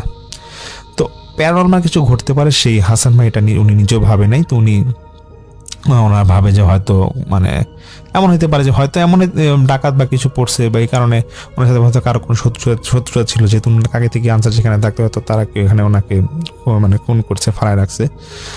যাই হোক, সেভাবে তো কয়েকদিন কাটে, এটার কোনো সুরাহা হয় না। কিন্তু হাসান ভাই নাকি আস্তে আস্তে ওনার মধ্যে খুব ভয়ভীতি কাজ করতেছিল। উনি বলে যে ভাই আমার প্রচণ্ড ভয় লাগতো রাতে ঘুমাইতে, এবং আমি মনে হইতেছে কি যে সেই আনসারটাকে আমি স্বপ্ন দেখতাম, আর এরকম একটা ফিল করতাম, আনসারের মধ্যে একটা বয়স্ক লোক আমার কাছে আসতেছে এবং আমার কাছে খুব সাহায্য যাচ্ছে, এগুলো খুব ভয় লাগতো এগুলো নিয়ে। তো এগুলো যখন হতো তো উনি মিথ্যা কথা বলে উনি কোনো রকম একটা ছুটি নিয়ে ওনার বাড়িতে কয়েকদিনের জন্য আসে সেই হাসান ভাই। উনি বাড়িতে আসার পর এরকম একটা বড় হুজুরের কাছে যায় এবং হুজুরকে বলতেছে যে পুরোটা ঘটনা বলে যে আমি এরকম ওখানে গেছিলাম, বাতাসে না কিছু একটা খারাপ কিছু ধাক্কা লাগছে, আর আমি এখন উল্টাপাল্টা অনেক স্বপ্ন দেখি, এবং আমার কেন জানি মনে হয় যে আনসার চাচা আমাকে এরকম ঝাড়ফুঁক দিয়েছিল না, আমি প্রায় সময় স্বপ্ন দেখি। তখন সেই হুজুর বলতেছে যে তোমাকে বাবা কয়েকদিন সময় দিতে হবে, আমি দেখি কি হয়, কারণ এটা তো আসলে সচরাচর হট করে বলা যাবে না, আমি দেখি আগে কি সমস্যা। তো এরকম হুজুর নাকি সেই হাসান ভাইয়ের নাম ঠিকানা এবং ওনার বাবার নাম ঠিকানা নিয়ে যায়। তখন হুজুর কয়েকদিন পর সে হাসান ভাইকে বলতেছে যে তোমারও তো যাওয়ার সময় গেছে বাবা, একটা কথা বলি, সমস্যাটা হচ্ছে যে তুমি যে সেদিন যে গেছিলা সেখানে তোমার যাওয়াটা ঠিক হয় নাই, তোমাকে একটা বাজে জিন তোমার উপর ভর করছে, এবং সে সচরাচর মানে তোমাকে এরকম মানে তোমাকে প্রায় সময় এরকম সে ভয় দেখায়, সে সহজে তোমার এখান থেকে যাবে না, এবং সেই চাচা চাইছিল সেই জিনটাকে ছড়াই দেওয়ার জন্য। কিন্তু তুমি বিশ্বাস করবা কিনা জানি না যে সে জিন বা সেই পিশাচটাই তোমার সেই যে আনসার যে আছে তোমার সাথে যে থাকতো, তাকে এরকম রাতে সে এরকম অন্য রূপ নিয়ে গিয়ে তাকে ডেকে সেই পুকুর পাড়ে গেঁথে রাখছে, মেরে গেঁথে রাখছে। তো এটা তো তোমরা বিশ্বাস করবে না। তো এখন তোমার ভাগ্য ভালো যে তুমি তোমাকে একটু ঝাড়ফুঁকুনি দিয়ে দিছিল, এবং সেই পিশাচটা নাকি একটাই জিত ছিল যে কেন সেই হাসান ভাইকে ঝাড়ফুঁক দেওয়া হয়েছে, এই কারণে নাকি পিশাচটা সেই আনসারকে মেরে ফেলছিল।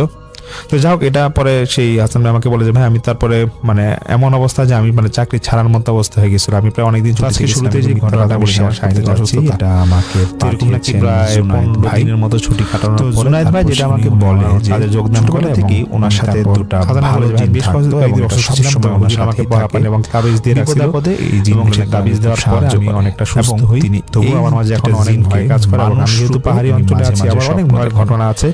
তো যেটা ঘটনায় চলে শেয়ার করব।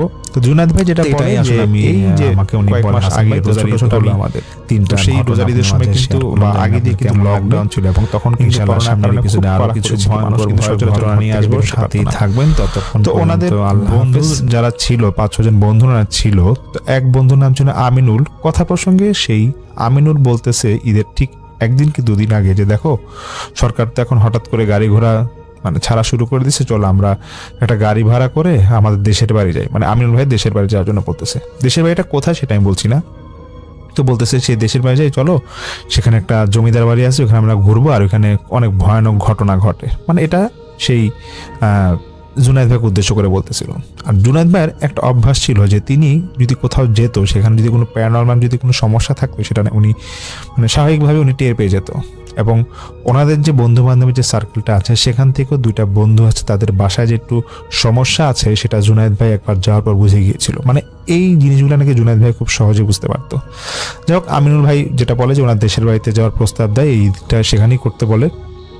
তো সবাই যার যার ভাষায় রাজি করায় ফেলে এবং ওনারা 5 জন বন্ধু মিলে ঠিক করে যে সেই আমিনুল ভাই দেশের বাড়ি যাবে।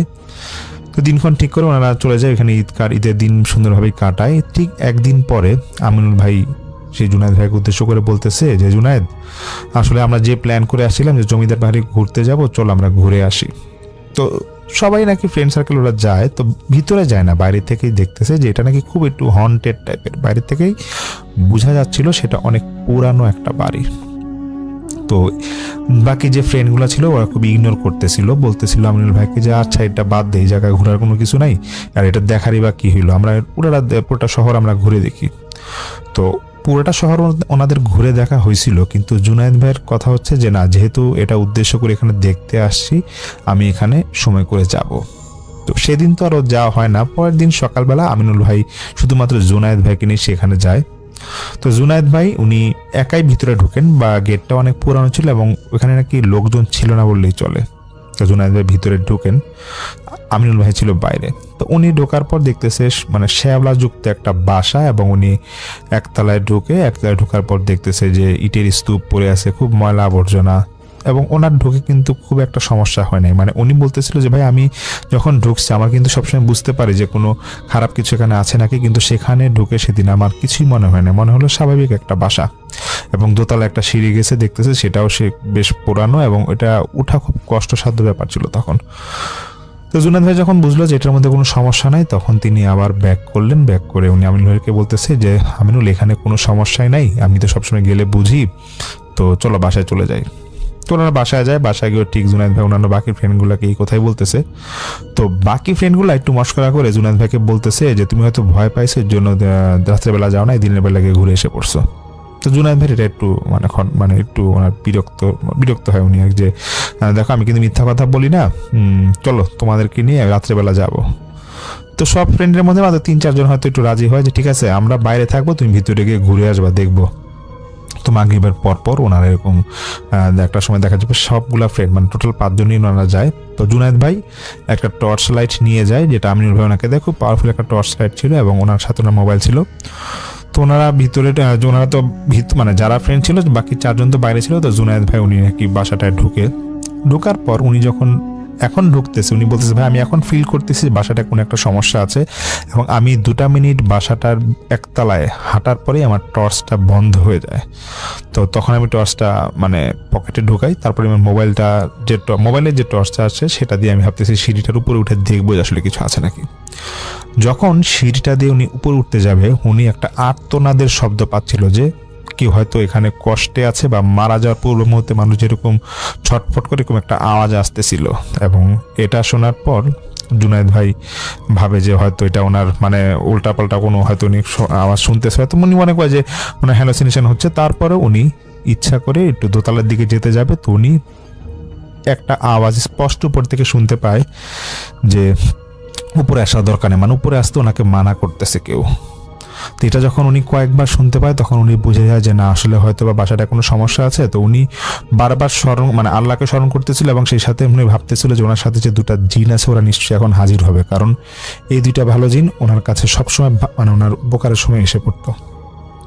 তো জুনায়েদ ভাই দেখতেছে যে জিন 2টা আসে না, তো উনি ঠিক করে যে উনি আবার বাইরে ব্যাক করবে। তুমি যখন বাইরে ব্যাক করবে, অনেকক্ষণ নাকি উনি ঘুরতেছে কিন্তু ব্যাক করতে পারতেছিল না, মানে নিজের থেকে উনি দরজাটা খুঁজে পাচ্ছিল না, মেইন দরজাটা কোন দিক দিয়ে ব্যাক করতে হবে। যখন মেইন দরজার অনেক কষ্ট খুঁজে পায়, তখন উনি দেখতেছে সাদা জুব্বা পরা 2 জন লোক ওনাকে বলতেছে যে তাড়াতাড়ি এখান থেকে বের হয়ে যাও জুনায়েদ, এখানে থাকাটা তোমার ঠিক হবে না। তখন তিনি ভাবে যে এই 2টা লোককে তো আমি সবসময় স্বপ্নে দেখি, আমার উনি বুঝে যায় যে এই 2টাই হবে যে ওনার সাথে থাকা সেই 2টা ভালো জিন। যাই হোক, জুনায়েদ ভাই সেখান থেকে অনেক কষ্টে বের হয়ে যায়, এবং উনি বের হওয়ার সঙ্গে সঙ্গে দেখতেছে যে সাদা জুব্বা পরা সেই 2টা লোক আর নাই।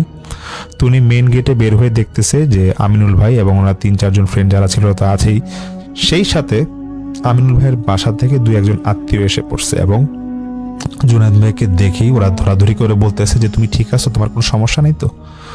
জুনায়েদ ভাই বলতেছে যে না কোনো সমস্যা হয় নাই, তবে বাসাটার ভিতরে মানে একটু সমস্যা আছে, একটু হালকা একটু সমস্যায় পড়ছিলাম, এর জন্য মানে আসতে 10-15 মিনিট লেট হইলো।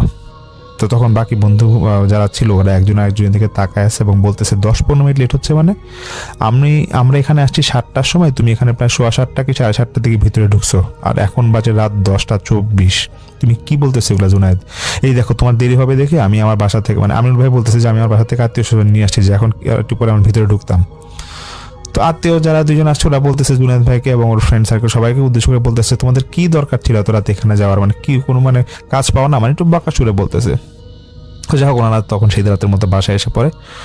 তো জুনায়েদ ভাই তো বাসায় এসে পড়ার পরে পরের দিন সকালে ওনারা ঠিক করে যে ঢাকায় চলে যাবে এরকম। তো বাকি ফ্রেন্ডগুলা কেউ কেউ বলতেছে যে এত তাড়াতাড়ি ঢাকায় যাবো না, আমরা আরো কয়েকদিন পর যাই। তো জুনায়েদ ভাইও একটু আগ্রহ দেখায় বলে ঠিক আছে এক কাজ করি আমরা 2টা দিন পর যাই, এখানে একটু দেখি থাকি। কিন্তু ওনার একটাই কথা, সেই আমিনুল ভাইকে বলতেছে যে আমিনুল আমি সেই জমিদার বাড়িতে আবার যাব এবং কি সমস্যা এটা আমি একটু ফেস করছিলাম, এটা একটু আবার দেখবো, দিনের বেলা গিয়ে দেখি। তো এই কথাটা যখন আমিন ভাইকে বলে, আমিন ভাই বলছে দেখো জুনায়েদ তুমি যে গতকাল রাতে সেখানে গেছিলে, আমার আশেপাশে যারা আত্মীয় স্বজন আছে আশেপাশের বাড়ি কিন্তু সবাই জেনে গেছে যে আমি বন্ধু বান্ধব নিয়ে সেই জায়গায় গেছি, কারণ সেই জায়গাটা খুব হন্টেড, আমাদের এখানে কেউ যায় না। তো বলতেছে যে এগুলো তুমি মাথা থেকে ঝেড়ে ফেলো, যে আমিন ভাই বলতেছে যেগুলো মাথা থেকে ঝেড়ে ফেলো, তো তোমার যদি পুরো শহর ঘুরতে হয় আমি পুরো শহর তোমাকে আবার ঘুরাবো, সমস্যা নাই, আমরা সবাই মিলে একসাথে ঘুরবো। দুজনে বলে আমাকে যে ভাই আমি তো নাছর বান্দা, আমার তো মাথায় যেটা ঢুকে গেছে যেটার মধ্যে কিছু একটা আছে ওইটা আমাকে যেতে হবে এবং দেখতে হবে কি আছে, এবং আমি আমার যে 2টা জিন আমার সাথে থাকে ওদেরকে আমি স্বপ্নের মাধ্যমে বাস্তবে আমি ডেকেছিলাম তারপরও সেদিন, কিন্তু তারা আমাকে একটাই কথা বলতেছে যে তোমার এটা নিয়ে মাথা মানে ঘাটাঘাটি না করাই ভালো হবে, তুমি শহর ঘুরে ঢাকা ফিরে যাও। তো জুনায়েদ ভাই তারপরও যখন ওনার মধ্যে একটা কৌতূহল কাজ করতেছিল, তো সেদিন নাকি বিকেলবেলার দিকে উনি বাসা থেকে মানে একটু কাছাকাছি হবে এরকম একটা চায়ের দোকান আছে, উনি একাই নাকি সেখানে চা খেতে যায় এবং একটা মুরব্বীকে পায় সেখানে, খুব বয়স্ক একজন মুরব্বী হবে, সে 70 বছর কি তার বেশি বয়স হবে সেই মুরব্বীটার। তো উনি জুনায়েদ ভাইয়ের অনেক কথার ছলে সেই মুরব্বীকে হঠাৎ করে জিজ্ঞেস করে বসতেছে যে চাচা এখানে যে জমিদার বাড়িটা আছে এটা নিয়ে কি কোনো ঘটনা আপনি জানেন নাকি? তো সেই চাচা আবার জানতো না যে জুনায়েদ ভাই ওরা কেউ রাত্রেবেলা এখানে গেছে, জুনায়েদ ভাই নাকি কথা বলে আগে নিয়ে বুঝে গেছিল যে চাচারা সে জানে না কত রাতের কথা। তো সেই চাচা কথা প্রসঙ্গে বলতেছে যে জমিদার বাড়িতে এটা ভালো না, অনেক খারাপ কিছু দেখা যায় এখানে, এর জন্য কেউ যেতে চায় না। তো জুনায়েদ ভাই এক কথা 2 কথা বলতে বলতে চাচার থেকে পুরোটা ঘটনা শুনে এবং সেটাই আমি এখন আবার আপনাদের বলছি। তো এখানে নাকি 80 দশকের দিকে একটা জমিদার ছিল সেখানে মানে সেই বাড়িটায়, এবং জমিদারটা নাকি খুব প্রভাবশালী ছিল। সে নাকি মানুষকে খুব অত্যাচার করতো এবং মানে অহেতুক অত্যাচার করতো। দেখা যেত যে নিজে সুদের বিনিময়ে টাকা দিত, মানে মানুষকে টাকা ধার দিত, বা দেখা যেত নিজের জমি দিয়ে দিছে যে বড় মানে চাষ করার জন্য। তো এগুলো নাকি সে খুব হ্যাসেল করতো সাধারণ মানুষের সাথে সেই জমিদার। তো এরকমই সবুর নামে এক লোক ছিল, সেই সবুরকে এই জমিদার বেশ কিছু টাকা ধার দেয়। তো ধার দিয়ে যখন ফেরত দেওয়ার সময় আসবে সুদে আসলে নাকি সেই সবুর দিতে পারতেছিল না। তখন সেই জমিদার নাকি সবুরের সব সহায় সম্পত্তি নিয়ে গেছে এবং নিয়ে যাওয়ার পর সবুরকে পুরো মানে এমন অবস্থায় সবুরের ঘরটা ছাড়া কিছুই নাই, মানে সব কিছু নিয়ে গেছিল। তখন সেই সবুরের স্ত্রী এবং ছেলে মানে কষ্টে ওরা নাকি খুব মানে অসহায়ভাবে মানে ঘরের মধ্যে না মানে পড়েছিল, মানে দেখা যায় খাওয়া পেতো না, টাকা পয়সা নাই। সবুরের স্ত্রী মানে বয়স ছিল তার, সেও নাকি অসুস্থ হয়ে গেছিল, এবং ছেলেটা নাকি একটু অসুস্থ ছিল আগে থেকে এবং সে নাকি আরো বেশি অসুস্থ হয়ে গেছিল। তো কোনো একদিন সেই ছেলেটা নাকি এরকম রোগে শোকে মারা যায়, এবং মারা যাওয়ার পরে সেই সবুর করে কি জমিদারের কাছে আসে, যে বলতেছে যে জমিদার সাহেব আপনি যেভাবে পারেন আমার ছেলেটার যেহেতু মারা গেছে একটা দাফনের ব্যবস্থা করে দেন, কারণ গ্রামের কোনো লোকরা কেউ দাফনের জন্য আগে আসতেছে না। তখন সেই জমিদার বলতেছে যে না, তোর ছেলের কোনো দাফন কাফন কিছু হবে না, তোর বাসায় তোর ছেলে পৌঁছবে, পচে মরে ওইখানে মরছে তো ঠিক আছে, তোর বাসায় পচে ওর লাশ নষ্ট হবে, তোর ছেলের কোনো দাফন কাফন হবে না, কারণ তুই আমার টাকা ঠিক সময় দিস না। এগুলো কথা বলতেছিল জমিদার। তো এগুলো যখন জমিদার বাসায় এসে বলে ওর স্ত্রী, মানে জমিদার না, মানে সেই সবুর যখন ওর বাসায় এসে ওর স্ত্রীকে বলে, সবুরের স্ত্রীও নাকি তখন মানে সে বিষ খেয়ে আত্মহত্যা করে। তখন সবুর অনেক কষ্টে তার স্ত্রী এবং তার সন্তানের বাড়ির পাশে নিজেই নাকি কবর করে একসাথে নাকি দাফন দিয়ে দেয়, 2টা মানে যে স্ত্রীকে এবং ছেলেকে একসাথে দাফন দিয়ে দেয়। তো তো দাফন দিয়ে দেওয়ার পরে সবুর আবার জমিদারের কাছে যায়, জমিদারকে গিয়ে বলে যে আপনার জন্য আমি আমার এই ছেলে আর আমার স্ত্রীকে ঠিকভাবে দাফনটা দিতে পারিনি, আমার অনেক কষ্ট হয়েছে, জানাজার কাপড়টা পর্যন্ত মানে দাফনদার কাপড়টা পর্যন্ত আমার কাছে ছিল না। তো এটা বলার পর জমিদার তো ওকে আরো দূরচার করে তাড়ায় দেয়। তো মাস খানিক পর নাকি সবুরের লাশও নাকি সে ঘরটার মধ্যে মানে সবুরের ঘরে নাকি পচে থাকতে দেখা যায় আর কি, মানুষ আশেপাশে মানুষ পায় সবুরের পচা লাশ। তো জমিদার নাকি তারপর সবুরের সেই ঘরটাও দখল করে নেয়। দখল করে নেওয়ার পর একদিন জমিদার কোন একটা কারণে সে সবুরের ঘরে যায়, মানে যেহেতু সবকিছু দখল হয়ে গেছে, সবুর এখানে ফ্যামিলিও নাই। তখন সেই জমিদার নাকি সবুরের ঘরে যাওয়ার পর সেই সবুরের স্ত্রীকে নাকি সে দেখতে পাইছিল। এই কোন একদিন ভর দুপুরে সে জমিদার গেছিল এবং সবুরের স্ত্রীকে নাকি সে দেখতে পাইছিল সেই ঘরের ভিতর, এবং সবুরের স্ত্রী জমিদারকে নাকি জমিদারকে ধরে নাকি বলছিল যে তোর কারণে আমি আমার ছেলে মারা গেছে, আমার জামাই মারা গেছে, তুই তোর স্ত্রী সন্তান নিয়ে বেশি দিন টিকতে পারবি না।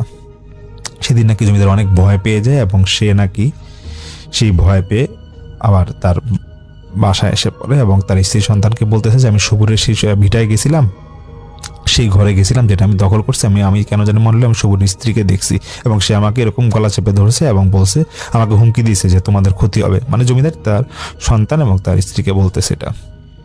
এরপর নাকি সেই জমিদারটা নাকি অনেক পাগলের মতো হয়ে গেছিল এবং সে নাকি গ্রামের অনেক কবিরাজকে দেখাইছিল এবং অনেক হুজুর যারা ছিল, বুজুর্গান লোক যারা ছিল তাদেরকে দেখাইছে এবং পুরোটা ঘটনা বলে যে আমার এই সমস্যা হয়েছে সবুরের সাথে, আমি তো অনেক ভুল করছি, আমাকে মাফ করে দেন, আমি আর কখনো কোনো খারাপ কাজ করব না। ঠিকই নাকি কোনো একটা জটিল রোগে সেই জমিদারের স্ত্রী এবং তার ছেলেও নাকি এরকম অসুস্থ হয়ে মারা যায় এবং ঠিক সবুর যেভাবে মারা গিয়েছিল ওর বাসায় একা, মানে ওর লাশ যেমন পড়তেছিল, সেই জমিদারও নাকি তার নিজের বাড়িতে এরকম ওর যে দোতলায় থাকতো সেখানে নাকি ওর লাশ পাওয়া যায় কোনো এক সময়। এটা নাকি প্রায় লাশ পাওয়া যাওয়ার পর তখন গ্রামের লোকরা জমিদারের ঠিকভাবে জানাজা করে নাই, ঠিকভাবে দাফন দেয় নাই, কারণ সেই জমিদার তো মানে মানুষের অত্যাচার করতো, সেই জমিদারের নাকি তখন তার লাশ পোড়ায় দিছিল, এটা শোনা গেছে। তো এটা ঘটার পরে তারপরে নাকি সেই জমিদার বাড়িতে অনেকে নাকি এরকম দখলের জন্য গেছিল, কেউ কেউ ওখানে গিয়ে থাকছে, কিন্তু যেটা হয় যে যারাই থাকতে গেছিল তারা নাকি কয়েকদিনে বেশি থাকতে পারে না, তারা নাকি সেই জমিদারের আত্মা নাকি দেখতো, মানে জমিদারের আত্মা বলতে জমিদার এবং জমিদারের স্ত্রী তাদের কান্নার আওয়াজ নাকি সেই জমিদার বাড়ি থেকে আসতো। তারপরে তো একটা পর্যায়ে এখানে আর কেউ থাকে না এবং এই বাসা নাকি পরিত্যক্ত হয়ে যায়। এরপর থেকে নাকি সবাই সেখানে সেটাকে ভৌতিক বাড়ি হিসাবে পরিচয় দেয় সবার কাছে, এই জন্য কেউ সচরাচর যায় না। তো জুনায়েদ ভাই ওই সেই চাচার কাছ থেকে এটা শোনার পর আমিনুল ভাইকে মানে যে ফ্রেন্ডের বাড়ি সেখানে ছিল তার কাছে যায় এবং তাকে পুরোটা ঘটনা আবার বলে। সেই ফ্রেন্ডে বলতেছে, দোস্ত এটা আমি শুনছিলাম এরকম, কিন্তু আমরা আসলে এটা কাউকে এরকম বলি না, কারণ বুঝেছি তো আমাদের এলাকায় আমরা এটা মানে যদি বেশি বেশি সবার সেখানে যায় অনেকে, কিন্তু তাহলে দেখা যাবে আমাদের এই বাড়িতে কেউ আসবে না, কারণ এর আগেও আমাদের এক আত্মীয় এরকম আসছিল, ওনাদের ট্রেনের সমস্যা হয়েছে, ট্রেনে তো কথা বাড়াবাড়ি না করাই ভালো। তো যাই হোক, এটা পরে জুনায়েদ ভাই বলে, ভাই এটা আমি শোনার পর আমি তো পরে ঢাকায় এসে পড়ি, কিন্তু ঢাকায় এসে পড়ার পরও আমার যে দুইটা ভালো জিন আছে তাদেরকে আমি এরকম জিজ্ঞেস করি যে আসলে ওই বাড়িতে কি আসলে কি সমস্যা আছে কি নাই। তো সেই ভালো জিন দুইটা বলে যে দেখো, কারিন জিন বা ওই জমিদারের কারিন যেটা, সেটা হচ্ছে সেই বাড়িটার মধ্যে আছে এবং সে এরকম ওর রূপ নিয়ে মাঝে মাঝে মানুষকে ভয় দেখায়, কারণ জমিদারটা যেহেতু মানে জমিদারকে অনেকে বলে লাশ পচা অবস্থায় পাওয়া গেছে, আসলে কিন্তু জমিদারটা আত্মহত্যা করছিল সেখানে, এই কারণে ওর কারিনটা এরকম ঘুরে বেড়ায়, ওখানে ভয় দেখায়। এই জন্য তোমাকে আমি সেদিন বলছিলাম, তুমি যখন সেদিন গেছিলে রাত্রে, মানে জুনায়েদ ভাইকে উদ্দেশ্য করে সেদিন বলতেছে যে তুমি সেদিন রাতে যে গেছিলা তখন কিন্তু তার কারিনগুলো আশেপাশে ছিল, তার কারিন এবং তার স্ত্রী কারিন মানুষ সম্ভবত আশেপাশে ছিল, তোমাকে ভয় দেখাতে যাচ্ছিল, তো তুমি এসে পড়ছো, তোমার জন্য ঠিক হয়েছে, আর এইসব কাজ তুমি সচরাচর এসব খারাপ জায়গায় যাও না। তো এটাই জুনায়েদ ভাই আমাকে এই ঘটনাটা বলে, যেটা ওনার ফ্রেন্ডের দেশের বাড়িতে ওনার সাথে ঘটেছিল এই বছরেই, ঠিক রোজার ঈদের পর। এটা আপনাদের মাঝে শেয়ার করলাম। সামনে আসছে আর কয়েকটা ঘটনা নিয়ে, সাথেই থাকবেন। ততক্ষণ পর্যন্ত আল্লাহ হাফেজ। আসসালামু আলাইকুম শফিন ভাই। ওয়ালাইকুম আসসালাম। আশা করি আপনি ভালো আছেন। আল্লাহর রহমতে আমিও ভালো আছি। আমি তাশফি আফরিন, খুলনা থেকে আমার পরিবারের সাথে ঘটে যাওয়া একটা ঘটনা শেয়ার করছি, পড়ে শোনালে খুশি হব। জানি না যে এটা কতটা ভৌতিক, কিন্তু এটা একটা বাস্তব ঘটনা। যেটা আমি আমার আম্মুর কাছ থেকে শুনেছি। সময়টা 1995 সাল। আমি দুঃখিত, গ্রামের নামটি আমি বলতে পারছি না। আমাদের গ্রামে তখনও কোনো বিদ্যুৎ ব্যবস্থা, বিদ্যুৎ সংযোগ নেই। পেশায় আমার আব্বু একজন পিয়ন। তার সব চিঠি বিলি করে আসতে অনেকটা রাত হয়ে যেত। আর গ্রামের রাত 8টা মানে অনেক রাত। এখানে একটু কথা বলার মতো আছে। 1995 সাল, যারা এখন 30-40 বছর বয়সের মধ্যে আছেন তাদের কাছে খুব একটা পুরনো না। যারা আরও বয়স্ক তাদের কাছে তো আরোই খুব খুব সেদিনের কথা মনে হবে। কিন্তু অনেকটা সময় পেরিয়ে গেছে। 1995 সালেও কিন্তু তেমনভাবে মোবাইল ফোন, ইন্টারনেট কোনো কিছুই ছিল না। আর গ্রামে যেখানে তখন বিদ্যুৎই পৌঁছায়নি, সে সময়টা তো এসবের প্রশ্নই আসে না। তো সেই সময়ে চিঠির একটা প্রচলন ছিল, এবং রানার বা ডাক পিয়ন আমরা যেটাই বলি না কেন, তাদেরকে কিন্তু দেখা যেত যে গ্রামে একটা সাইকেলে করে চিঠি বিলি করছেন। তো তেমনটাই ছিলেন তাশফি আফরিন, যিনি আমাদেরকে ঘটনাটি পাঠিয়েছেন। তার বাবা বিয়ের ঠিক 18 বছর পরেও আমার আব্বু আম্মুর কোনো সন্তান হয়নি। এটা নিয়ে আব্বুকে অনেক কথা শুনতে হতো। গ্রামের লোকেরা অনেক কথা বলতো। একদিন আম্মু দুপুরে রান্না করছে, হঠাৎ কেউ একজন দরজার বাহির থেকে বলছে, মা খুব খিদা লাগছে, কিছু খেতে দিবি? আম্মু তখন বেড়া থেকে উঁকি মেরে দেখে যে একটা পাগল লোক।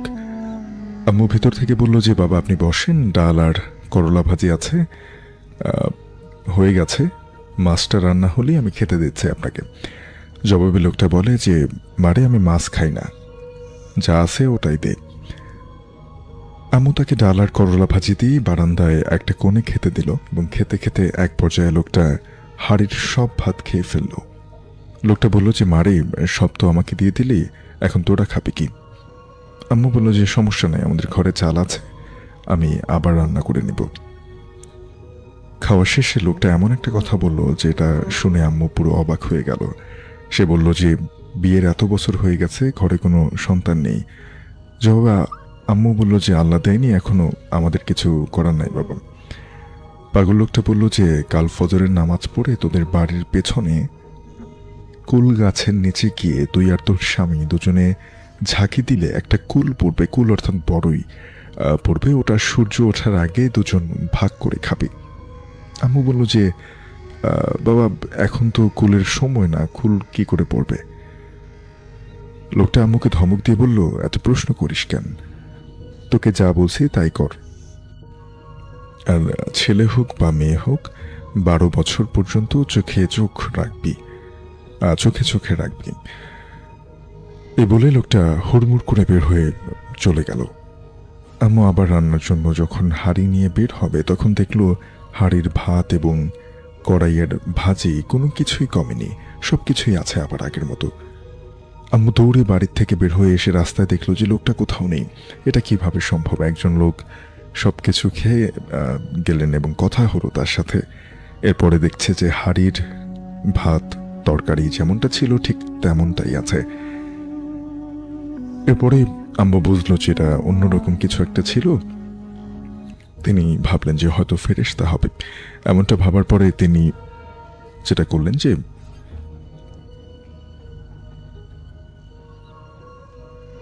সেই লোকের কথা মতো আব্বু আম্মু ফজরের নামাজ শেষ করে দুজনে সেই কুল গাছটার নিচে গেলেন এবং দুজনে ঝাঁকি দিলেন, আর একটা বড় আকারের কুলও পড়ল। আব্বু বেশি অবাক হলেন যে এটা কিভাবে সম্ভব। তিনি এতক্ষণ যাবত আসলে বিশ্বাস করছিলেন না। এরপরে ঠিকই কিন্তু কোনো কিছু না ভেবে তারা সূর্য ওঠার আগে দুজনে ভাগ করে খেয়ে ফেললেন। তার কয়েক মাস পর আমাদের ঘর আলো করে একটা কন্যা সন্তান আসে। খুব আদরের থাকে, তার জন্য আব্বু আম্মু তার নাম দেয় আদুরি। আস্তে আস্তে বড় আপু হতে থাকে খুব চালাক প্রকৃতির, এজন্য তার কোমরে ঝুনঝুনি বেঁধে দেওয়া হয়। এখন সে যেখানেই যায় ঝুনঝুন আওয়াজ হয়। আম্মুর খুঁজে পেতে আর সমস্যা হয় না, অর্থাৎ যেহেতু তিনি উল্লেখ করছেন যে বড় বোন, অর্থাৎ যিনি ঘটনাটি পাঠিয়েছেন তার বড় বোন, তিনি হচ্ছেন খুব চালাক প্রকৃতির থাকেন বাচ্চা সময়, এবং সেজন্য তার কোমরে ঝুনঝুনি বেঁধে দেওয়া হয়, যাতে করে সে যেখানেই যাচ্ছে না কেন সেই শব্দটা আসছে। এটা কিন্তু গ্রামে প্রায় করা হতো আগে। আম্মুর খুঁজে পেতে তেমন একটা সমস্যা হয় না, আর গ্রামের অন্য বাচ্চাদের সাথে খেলাধুলা করে, তার জন্য আব্বু সেই কুল গাছের ডালে একটা দোলনা বেঁধে দেয়। আদুরি ওই দোলনাতে বাকি সঙ্গীদেরকে নিয়ে দোল খেলে। শাফিন ভাই, বলতে বলতে ভুলে গেছি যে আমার বাড়িটার পেছনে একটা পুকুর ছিল। চারপাশে গাছ থাকায় পুকুরের পানিতে পাতা পড়ে যায় এবং পানির রংটা একেবারে কালো হয়ে গেছে। হঠাৎ একদিন দুপুরে টিপটিপ করে বৃষ্টি হচ্ছে, আদুরির সেই ঝুনঝুন ঝুনঝুন আওয়াজটা আর শোনা যাচ্ছে না। আম্মু মনে করছে হয়তো বা অন্য কারো বাড়িতে গেছে। সন্ধ্যা গড়িয়ে এলো, আদুরি আর বাসায় ফিরছে না। আম্মুর তখন চিন্তা শুরু হলো যে চিৎকার চেঁচামেচি করে এসে একদম গ্রামের লোক জড়ো করলো। সবাই এসে এরপরে পুকুরের যখন কোথাও পেল না তখন পুকুরে জাল ফেলে, কিন্তু অনেক দেরি হয়ে গেছিল। পুকুর থেকে উদ্ধার করা হয় যে আদুরির লাশ। তখন আম্মু সন্তান সম্ভাবনা থাকার কারণে চিৎকার করে জ্ঞান হারিয়ে ফেলে। রাতে আব্বু এসে আদুরিকে বাড়ির পেছনের বাগানে কবর দেয়। ঘটনাটা এরপরও চলতে থাকে। কিছুদিন পর আম্মু রাতে ঘুমালে শুনতে পেত কে যেন উঠান থেকে গুটি গুটি পায়ে হাঁটছে, আর সেই ঝুনঝুন আওয়াজটাও আসছে। এমন কয়েকদিন শোনা যায়। তারপর আব্বুকে বলে যে, তুমি কি শুনছো? আমার মনে হচ্ছে আমাদের আদুরি বাইরে হাঁটে। আব্বু বলল যে, মেয়ের এমন মৃত্যু তুমি ভুলতে পারছো না, এই জন্য এমনটা শুনছো। আম্মু এমনটা মনের ভুল মনে করে ঘুমিয়ে যায়। আব্বু একদিন চিঠি দিয়ে আসতে একটু বেশি রাত হয়ে গেছে। টর্চ লাইটের টিপ টিপ আলো নিয়ে বাড়ি ফিরছে। বাড়িতে ঢুকতেই দেখলো একটা আলোর ঝলক বারান্দা দিয়ে দৌড়ে বাগানের দিকে চলে গেল। আম্মু ভয় পাবে ভেবে আব্বু আর কোনো কিছু জানায়নি তাকে যে সে এমনটা দেখলো। বাড়িতে আসলো, দেখলো যে একটা আলোর ঝলক হুট করে বাড়ি থেকে বের হয়ে সে বাগানের দিকে গেল।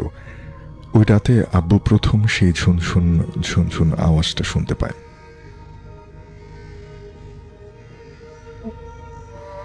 এরপর সে সেদিকে খেয়াল করতেই হঠাৎ একটা ঠক ঠক আওয়াজ শুনতে পায় দরজাতে। এটা শুনে আম্মুর ঘুম ভেঙে যায়। আব্বু ভাঙা গলায় বলে যে, কে ওখানে? দরজার ওপাশ থেকে কে যেন কাঁদো কাঁদো গলায় বলে যে, আব্বু আমি আদুরি। এটা শুনে আব্বু আম্মু দুজনই চমকে যায়। আব্বু দরজাটা খুলতেই দেখলো সেই একই রকমের একটা আলোর ঝলক। সেটা দৌড়ে বাগানের ভেতরে আদুরির কবরের কাছে গিয়ে মিটমিট করে নিভে গেল। আমাদের বাসার পাশে রতন কাকুদের বাসা। সে একদিন আব্বুকে ডেকে বলে, শাহজালাল, আমি প্রায় প্রতিদিন রাতেই যখন বাইরের থেকে আসি আমি দেখি যে একটা আলো তোমার মেয়ের কবরের কাছে মিটমিট করে চলে। তোমরা কি মোমবাতি জ্বালাও কবরের কাছে? আব্বু কোনোভাবে তার কথাটা এড়িয়ে এলো। আমাদের বাসায় থেকে হাসপাতালে যেতে 1 ঘন্টার মতো সময় লাগে। রাতে প্রসব যন্ত্রণায় আম্মু কাতরাতে থাকে। আব্বু একটা ভ্যান ডেকে আম্মুকে নিয়ে হাসপাতালে যায়। রাত 3টার দিকে আবারও আরেকটা কন্যা সন্তানের আগমন ঘটে। আব্বু যখন বাসায় বিভিন্ন জিনিস নিতে আসে তখন দেখে যে কেউ একজন অপেক্ষা করছে।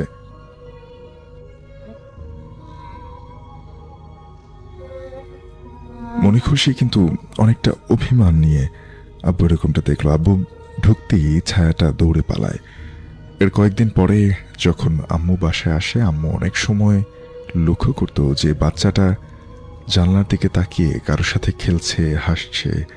এটা আব্বুকে জানালে আব্বু বলে যে আমাদের আদুরি ওর বোনের কোনো ক্ষতি করবে না। একদিন আম্মু রোদে বসে আছে, হঠাৎ সেই পাগল লোকটা আবার বাসায় আসে। আম্মু তাকে দেখে কথা বলার জন্য ভাষা হারিয়ে ফেলে। লোকটা আম্মুকে ধমক দিয়ে বলে, তোকে যাওয়ার কথা আগে বলছি, 12 বছর পর্যন্ত চোখে চোখে রাখতেও পারলি না। আম্মুর চোখ থেকে অধর পানি ঝরতে থাকে, কিন্তু কোনো কিছু বলার থাকে না। পরে পাগল লোকটা বলে যে ওর জানাজাতে কোনো কিছু ভুল ছিল, আবার খতমে জানাজা পড়াই দিয়ে ওর আত্মাকে মুক্তি দে বলে লোকটা চলে গেল। পরে আব্বু হুজুর ডেকে আবার আদুরির জানাজা পড়ান। তারপর থেকে আর এমন শব্দ শোনা যায়নি। জানি না কতটুকু গুছিয়ে লিখতে পেরেছি, কিন্তু ঘটনাটি আমার পরিবারের আর আমি পরে জন্ম নেয়া সেই ছোট্ট মেয়ে। পড়ে শোনালে খুশি হব। আম্মু ঘটনাগুলো যখন বলছিলেন তখন তিনি বারবার কেঁদে ফেলছিলেন। ঘটনাটি পাঠিয়েছেন আমাদেরকে। ওয়ালাইকুম আসসালাম। আমার নাম মহিম রায়হান, বাড়ি সিরাজগঞ্জ জেলার বেলকুচি থানার দৌলতপুর গ্রামে। আমার একটা ফ্রেন্ড আছে, তার নাম রনি। ঘটনাটি ঘটে আমার ফ্রেন্ডের চাচার সাথে। তার বাড়ি আমার গ্রামের পাশের গ্রাম, মানে গয়নাকান্দি গ্রামে। আমার ফ্রেন্ডের কাকার নাম ছিল বাবলু। তিনি বিয়ে করেছেন 2003 সালে। বিয়ে ঠিক প্রায় 1 বছরের মাথায় তার একটা মেয়ে হয়। তার মা আদর করে তার নাম রাখে তাহেরা। ঘটনাটি ঘটে 2011 সালের মাঝামাঝি একটা সময়। একদিন দুপুরবেলায়, মানে আমার ফ্রেন্ডের কাকা, ঘটনায় আমি তিনি বলে বোঝানোর জন্য বলবো, তিনি তার বউ এবং 7 বছরের শিশু একসাথে ভাত খাচ্ছিল। তখন খবর আসে যে কাকার শ্বশুর মারা গেছেন। মারা যাওয়ার খবর শুনে কাকা শ্বশুর বাড়ির উদ্দেশ্যে রওনা দিলেন। তার শ্বশুর বাড়ি ছিল তার বাড়ি থেকে 5-6 কিলোমিটার দূরে। তাই তিনি তার স্ত্রী এবং শিশুকে একটা ভ্যান গাড়িতে তুলে দেন এবং তিনি সাইকেল করে যাচ্ছে। গ্রামে কাঁচা রাস্তা, তার উপর বর্ষার সময়। রাস্তার অনেক কাদা জমে গেছে। প্রায় 1 ঘন্টা পর গিয়ে শ্বশুর বাড়িতে পৌঁছান সেই বাবুল কাকা। গোসল, তারপরে জানাজা শেষে আসর নামাজের পরে মৃতদেহ কবর দিয়ে নিতে হবে। তাহেরা ওর বাবার কাছে বায়না ধরে যে সে কবর দিতে যাবে বা দেখতে যাবে। মেয়ের কথা না করে দিলে সে বলল যে তুমি ছোট মানুষ, তুমি সেখানে গিয়ে কী করবে। তো মেয়ে অনেক জেদ করে বসলো, কবর দিতে যাবে তো যাবেই। মেয়ের কান্নাকাটি দেখার পরে সে ভাবলো যে তাহেরাকে নিয়ে যেতে রাজি হলেন তিনি। তবে তিনি বলেন যে সে যেন তার মার সাথে যান। গ্রামের শেষ প্রান্তে চাষের জমির পাশে গোরস্থান। গোরস্থানটার চারদিকে সীমানা দেয়া নেই। গোরস্থানে এসে বাবুল কাকা তাহেরা ওর মার কাছে রেখে বলেন যে এখানে চুপ করে দাঁড়িয়ে থাকো, কোথাও যাবে না। তারপর কাকা লাশটিকে মাটি দিতে কবরে চলে যান। কেমন করে লাশকে কবর দেয়া হয় সেটা দেখার জন্য ভীষণ কৌতূহল হলো তাহেরার। তাহেরা এরপর সেদিকে এগিয়ে গেল। কেমন করে কবর দেয়া হবে দেখবে বলে অপর পাশ দিয়ে উকি দিবে সে। তখনই একটা পুরনো কবর ভেঙে সেখানে পড়ে যায় তাহেরা, এবং তাহেরা চিৎকার করা শুরু করে। বাবুল কাকা তখন তাড়াতাড়ি করে ভাঙা কবর থেকে মেয়েকে তুলে বাসায় নিয়ে যান। তারপর মেয়েকে বকাঝকা দেন যে কেন তার কথা না শুনল না। তাহেরার পায়ে কাদা মাটি লেগেছিল, তা ধুয়ে দেন তাহেরার মা। একে তো একটা মরা বাড়ি, শোকের ছায়া লেগে আছে, তাই ব্যাপারটাকে বেশি দূর আর করল না বাবুল কাকা। তার বউকে বলল তাহলে আমি বাড়ি ফিরে যাই, কারণ গরু ছাগলগুলো আছে সেগুলো ঘরে তুলতে হবে। তুমি মেয়েকে নিয়ে থাকো, কাল সকাল হলে তুমি বাড়ি চলে এসো। আবার তাহেরা ওর বাবার সাথে যাবে বলে সেখানে বাদ সাজায়। সবাই বলে যে তুমি মায়ের কাছে থাকো, সকালে মায়ের সাথে যেও। কিন্তু সে কারো কোনো কথা শোনে না। সে যাবে তো যাবেই। অবশেষে তার মেয়েকে নিতে রাজি হন। বৃষ্টির পানি জমে থাকায় রাস্তা কাদা ভরা। বাবুল কাকা আস্তে আস্তে সাইকেল নিয়ে যাচ্ছে। প্রায় 1 কিলোমিটার আসার পর সামনে একটা বড় মেহগুনি গাছের বাগান পড়ে এবং তার পাশ দিয়ে রাস্তা চলে গেছে। সে মেহগুনি বাগানের পাশ দিয়ে আসতে হবে, হঠাৎ সাইকেলটার চেইন পড়ে যায়। চেইনটা তোলার সময় লক্ষ্য করলো যে বাবলু কাকার পাশ দিয়ে একটা অবয়ব, একটা বিড়াল চলে গেল। কিন্তু বিষয়টা আমলে নেননি তিনি, আবার সাইকেল চালাতে লাগলেন। সে মেহগনি বাগানটার কাছে আসতেই আবার সাইকেলের চেইন পড়ে যায়। আবার সাইকেল থেকে নেমে চেইন তুলতে গেলেন আর লক্ষ্য করলেন যে সেই কালো বিড়ালটা যেটা একটু আগে তার পাশ দিয়ে গেল, সে অতটা পাত্তা দেয়নি। সে কারো বিড়ালটা আবারও তার পাশ দিয়ে চলে যাচ্ছে। এবার একটু ভয় পেল বাবুল কাকা। তিনি বুঝতে পারলো যে এটা স্বাভাবিক কিছু না, কারণ সাইকেলে করে একটা মানুষ যত দ্রুত যেতে পারবে, বিড়াল তার ছোট পায়ে দৌড়েও কিন্তু অতটা দূরত্ব খুব কম সময় যেতে পারবে না। তো তিনি পরপর 2বার এমনটা দেখলেন ফাঁকা একটা রাস্তার মাঝখানে যে একটা বিড়াল, বর্ষাকালে তো আবার 2বার তার পাশ দিয়ে চলে গেল। সে একটু ভয় পেয়ে গেল, বুঝলো যে এটা স্বাভাবিক কিছু না। চেইনটা ঠিক করে তিনি আবারও দেখতে পেলেন যে প্রচণ্ড জোরে হাওয়া বইছে। মেহগনি বাগানে সামনে এগোনো যাচ্ছে না।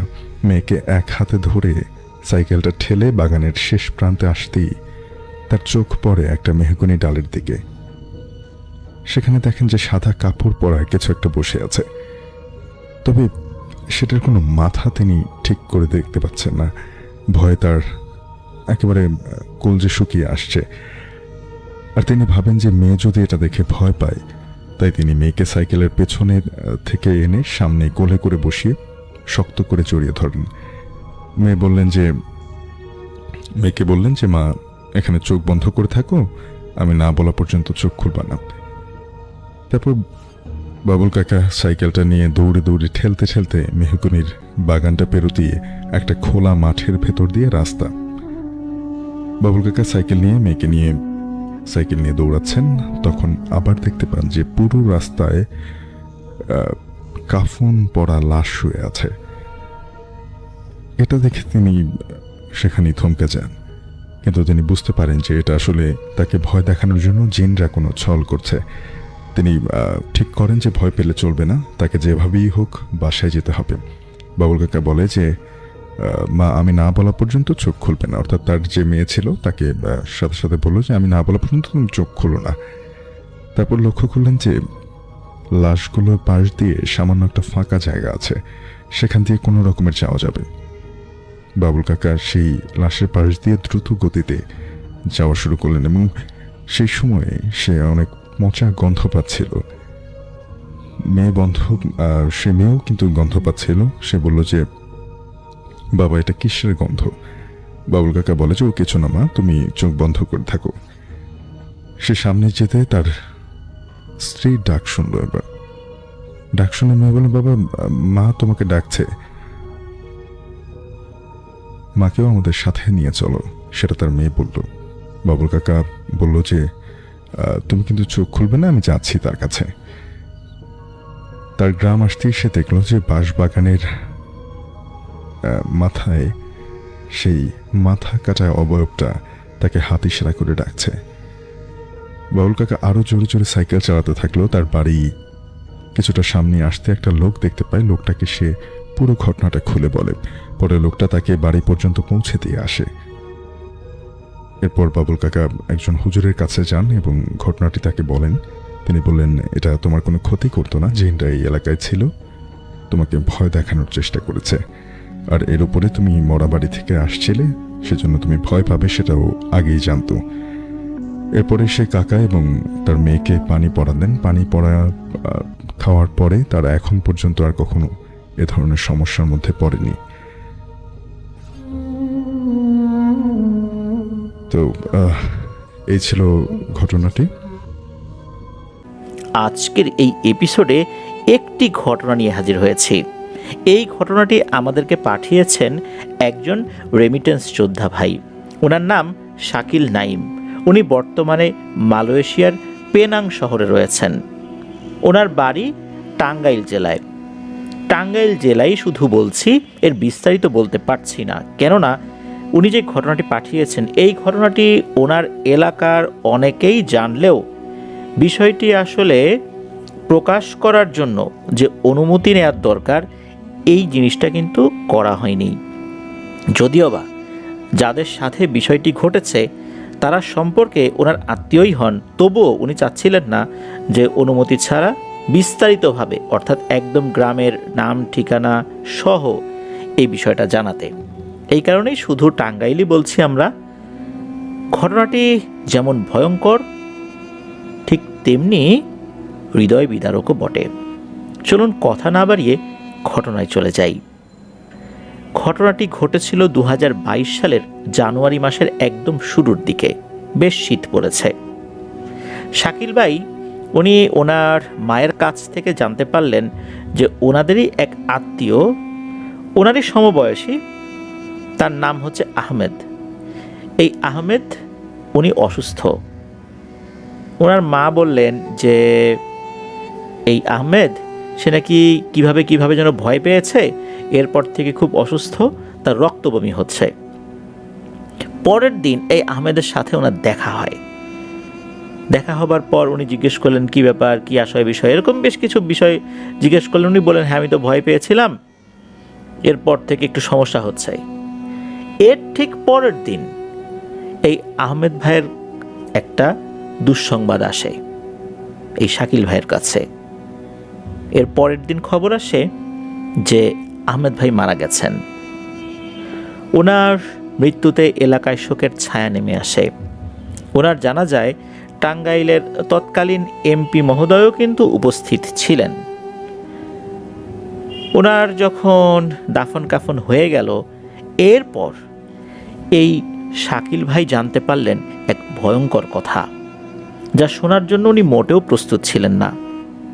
এই বিষয়টি আহমেদ ভাইও নিজের মুখে ওনাকে বলেননি যখন ওনার সাথে দেখা হয়েছিল, কেননা উনি শারীরিকভাবে অতটা সুস্থ ছিলেন না। একটা সময় এসে কিছুটা সুস্থতা বোধ করলে বাইরে বেরিয়েছিলেন, তখন শাকিল ভাইয়ের সাথে দেখা হয়েছিল। ঘটনা যেটা ঘটে তা হচ্ছে এই যে আহমেদ ভাই, উনি কিন্তু মূলত একটি দোকান চালাতেন ওনাদের এলাকাতেই। তবে বেশ কিছু কারণে ঋণগ্রস্ত হয়ে যাওয়ার জন্য ওই দোকানটা বিক্রি করে দিয়ে উনি ড্রাইভিং শিখেছিলেন। এরপর একটি প্রাইভেট কার চালাতেন উনি, নিজের না আর একজনের প্রাইভেট কার উনি চালাতেন, ড্রাইভার হিসাবে চালাতেন। মালিক ওনাদের এলাকারই, অন্য সাইডে বাড়ি আর কি। বিশেষ করে উনি মূলত এই এয়ারপোর্ট রোডে গাড়ি চালাতেন। দেখা যেত যে এয়ারপোর্টে যখন ওনাদের এলাকার যাত্রীরা আসতেন তখন কিন্তু ওই মালিকের সাথে যোগাযোগ হতো। মালিক তখন এই আহমেদ ভাইকে বললে উনি গিয়ে ওই যাত্রী নিয়ে আসতেন। এমনই এক রাতের বেলা দুজন যাত্রী আসবে। ঠিক কোন দেশ থেকে আসবে এটা নিশ্চিতভাবে বলা যায়নি, সম্ভবত সৌদি আরব এটা হতে পারে আর কি। তো ফ্লাইটটা যখন বাংলাদেশে এসে পৌঁছানোর কথা তার থেকেও বেশ কিছু সময় পরে আসে। তারপর দেখা যাচ্ছে যে বের হতেও তো বেশ কিছু সময় লেগে যায়। দেখা গেল রাত আনুমানিক 2টো কি 2:30টার দিকে দুজন যাত্রী বের হয়েছেন। তো ওনাদের কাছে কিন্তু বিশেষ করে যাত্রীদের কাছে নাম্বার দেয়া ছিল এই আহমেদ ভাইয়ের। ওনারা বাংলাদেশে ল্যান্ড করার সাথে সাথে বাংলাদেশি সিম লাগিয়েছেন, এরপর ওনাকে নক করেছেন, তারপর যাত্রা শুরু করেছেন। এই যে দুজন আসলেন প্রবাসী ভাই, ওনারা যাবেন হচ্ছে গাজীপুরের কালিয়াকৈরের কোনো একটা জায়গায়।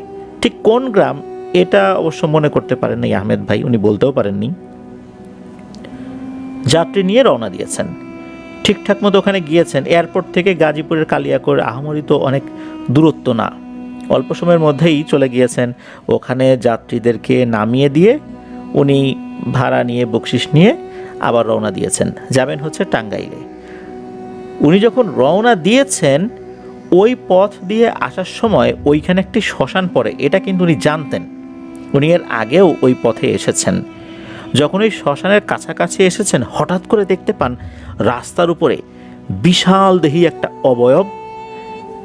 হেডলাইটের আলোতে দেখা যাচ্ছে যে এই অবয়বটা একদম কালো কুচকুচে, মাথায় অনেক লম্বা চুল, চেহারাটা ভালো করে বোঝা যাচ্ছে না, তবে এর হাত অনেকগুলো, প্রায় 10টার মতো হাত হবে। প্রত্যেকটা হাতে কিন্তু নড়াচড়া করছে। এই জিনিসটা একদম রাস্তার মাঝ বরাবর দাঁড়িয়ে আছে এবং এই 10টা হাত দুই দিকে দিয়ে পুরো রাস্তাটা বন্ধ করে দাঁড়িয়ে আছে। উনি যখনই এই দৃশ্য দেখেছেন তখনই তো বুঝতে পেরেছেন যে বিশাল বড় একটা বিপদে উনি পড়েছেন। এখন গাড়িটা যে সরাসরি এটার উপর তুলে দেবেন তাহলে তো আরও বড় বিপদ হতে পারে। উনি তখন কি করবেন বুঝে না পেয়ে হঠাৎ করে বাম পাশে তাকিয়েছেন। উনি দেখতে পেলেন হাতের বাম পাশে একটা ইট ভাটা দেখা যাচ্ছে। ইট ভাটা এবার লাইটও জ্বলছে। চিন্তা করলেন ওখানে নিশ্চয়ই লোক আছে।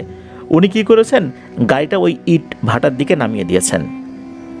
ইট ভাটার দিকে যখন নামিয়ে দিয়েছেন, নামতে নামতে একটি জায়গায় এসে গাড়ি একটা জায়গায় ধাক্কা খায়, ধাক্কা খেয়ে ওখানেই থেমে যায়।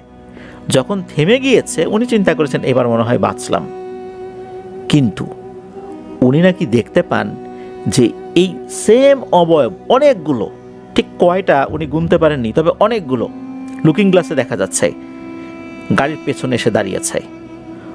উনি এই দৃশ্য দেখার সাথে সাথে গাড়ির যিনি মেইন মালিক তাকে ফোন করেছেন। ফোন করে এই অবয়ব দেখেছেন এটা বলেন নাই, উনি বলেছেন যে আমি তো এরকম একটা জায়গায় চলে আসছি, আমি খুব ভয় পাচ্ছি, আমি কিছু জিনিস দেখতেছি। তখন ওনার ওই মালিক বলেন যে তুমি দ্রুত তোমার লোকেশনটা অন করো, এরপর তুমি রাস্তা দেখে দেখে গাড়ি চালাতে থাকো, কেননা এই ধরনের সমস্যায় পড়লে মানুষ দিক ভুল করে ফেলে। এরপর উনি লোকেশনটা অন করেন। তারপর দেখা গেল যে ওই জিনিসগুলোকে আর দেখা যাচ্ছে না। উনি আবার গাড়িটাকে ঘুরিয়ে রাস্তায় নিয়ে আসেন। রাস্তায় নিয়ে আসার পর উনি ঠিকঠাক মতোই বাড়ি পর্যন্ত চলে আসেন, পথিমধ্যে আর কোনো সমস্যা হয়নি। উনি যখন ওনার বাড়িতে চলে এসেছেন, বাড়িতে আসার পর কাউকে কিন্তু কিচ্ছুটি বলেননি, চুপচাপ ঘুমিয়ে পড়েছেন। পরদিন থেকে ওনার রক্তবমি হওয়া শুরু হয়েছে। যখন রক্তবমি হওয়া শুরু হয়েছে তখন তো বাড়ির লোকজন জিজ্ঞেস করেছে কী ব্যাপার, কী সমস্যা, হঠাৎ করে এরকমটা হলো কেন?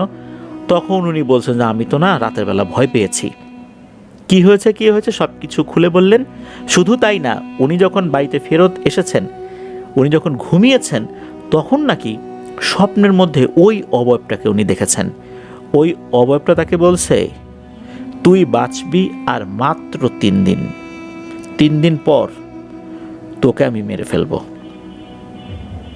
এই স্বপ্নটা উনি দেখেছেন। সকালবেলা যখন এটা বলেছেন তখন তো ওনার মা এবং বাড়িতে অন্য যারা মুরব্বীরা ছিলেন তারা তো হাই হাই করে উঠেছেন যে এইটা তুই কি করছিস, তুই রাতের বেলা যখন আসলি, আসার পর আমাদেরকে বিষয়টা বলতি, তুই ঘরে ঢুকে পড়েছিস, তোর তো বেশ কিছু কাজ ছিল, তোকে আমরা গরম পানিতে গোসল করে ঢোকাতাম, তারপর কোনো দা বা লোহা জাতীয় কোনো জিনিস আগুনে গরম করিয়ে সেটা পানির ভিতরে নামিয়ে ওই পানিটা তোকে খাওয়াতাম, লবণ পানি খাওয়াতাম, তারপর ঘরে ঢুকাতাম।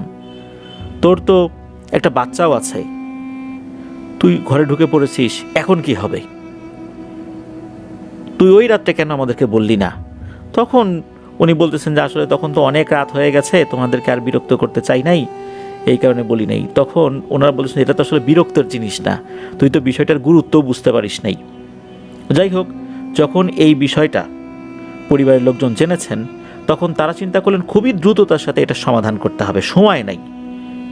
ওনারা কিন্তু এরকমটা বলেন নাই যারে ও কিছু না, চোখের ভুল, এটা সেটা, এরকম কিছু বলেন নাই। ওনারা এই বিষয়টা অত্যন্ত গুরুত্বের সাথে নিয়েছেন। ওই এলাকাতে একজন কবিরাজ আছেন, তার নাম হচ্ছে সোনা মিয়া।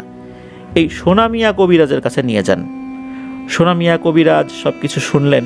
শোনার পর উনি চিন্তা করলেন যে ঠিক আছে, এই বিষয়টা সমাধানের জন্য আসন বসাতে হবে। উনি আসন বসালেন।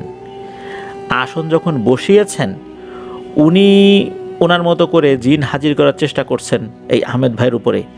অল্প কিছু সময় পরেই উনি এমন জোরে একটা চিৎকার দিয়েছেন, মানে এই সোনা মিয়া কবিরাজ চিৎকার দিয়েছেন এবং বলতেছেন ওরে মারে বাবারে আমি শেষ। এই বলে ওই আসন ছেড়ে উঠে উনি ঘরের ভিতরে চলে গেছেন এবং বলতেছেন যে আমার দ্বারা এই কাজ হবে না, তাড়াতাড়ি একে নিয়ে যাও, আমি যা জিনিস দেখছি এটা তোমাদেরকে বুঝাইতে পারবো না।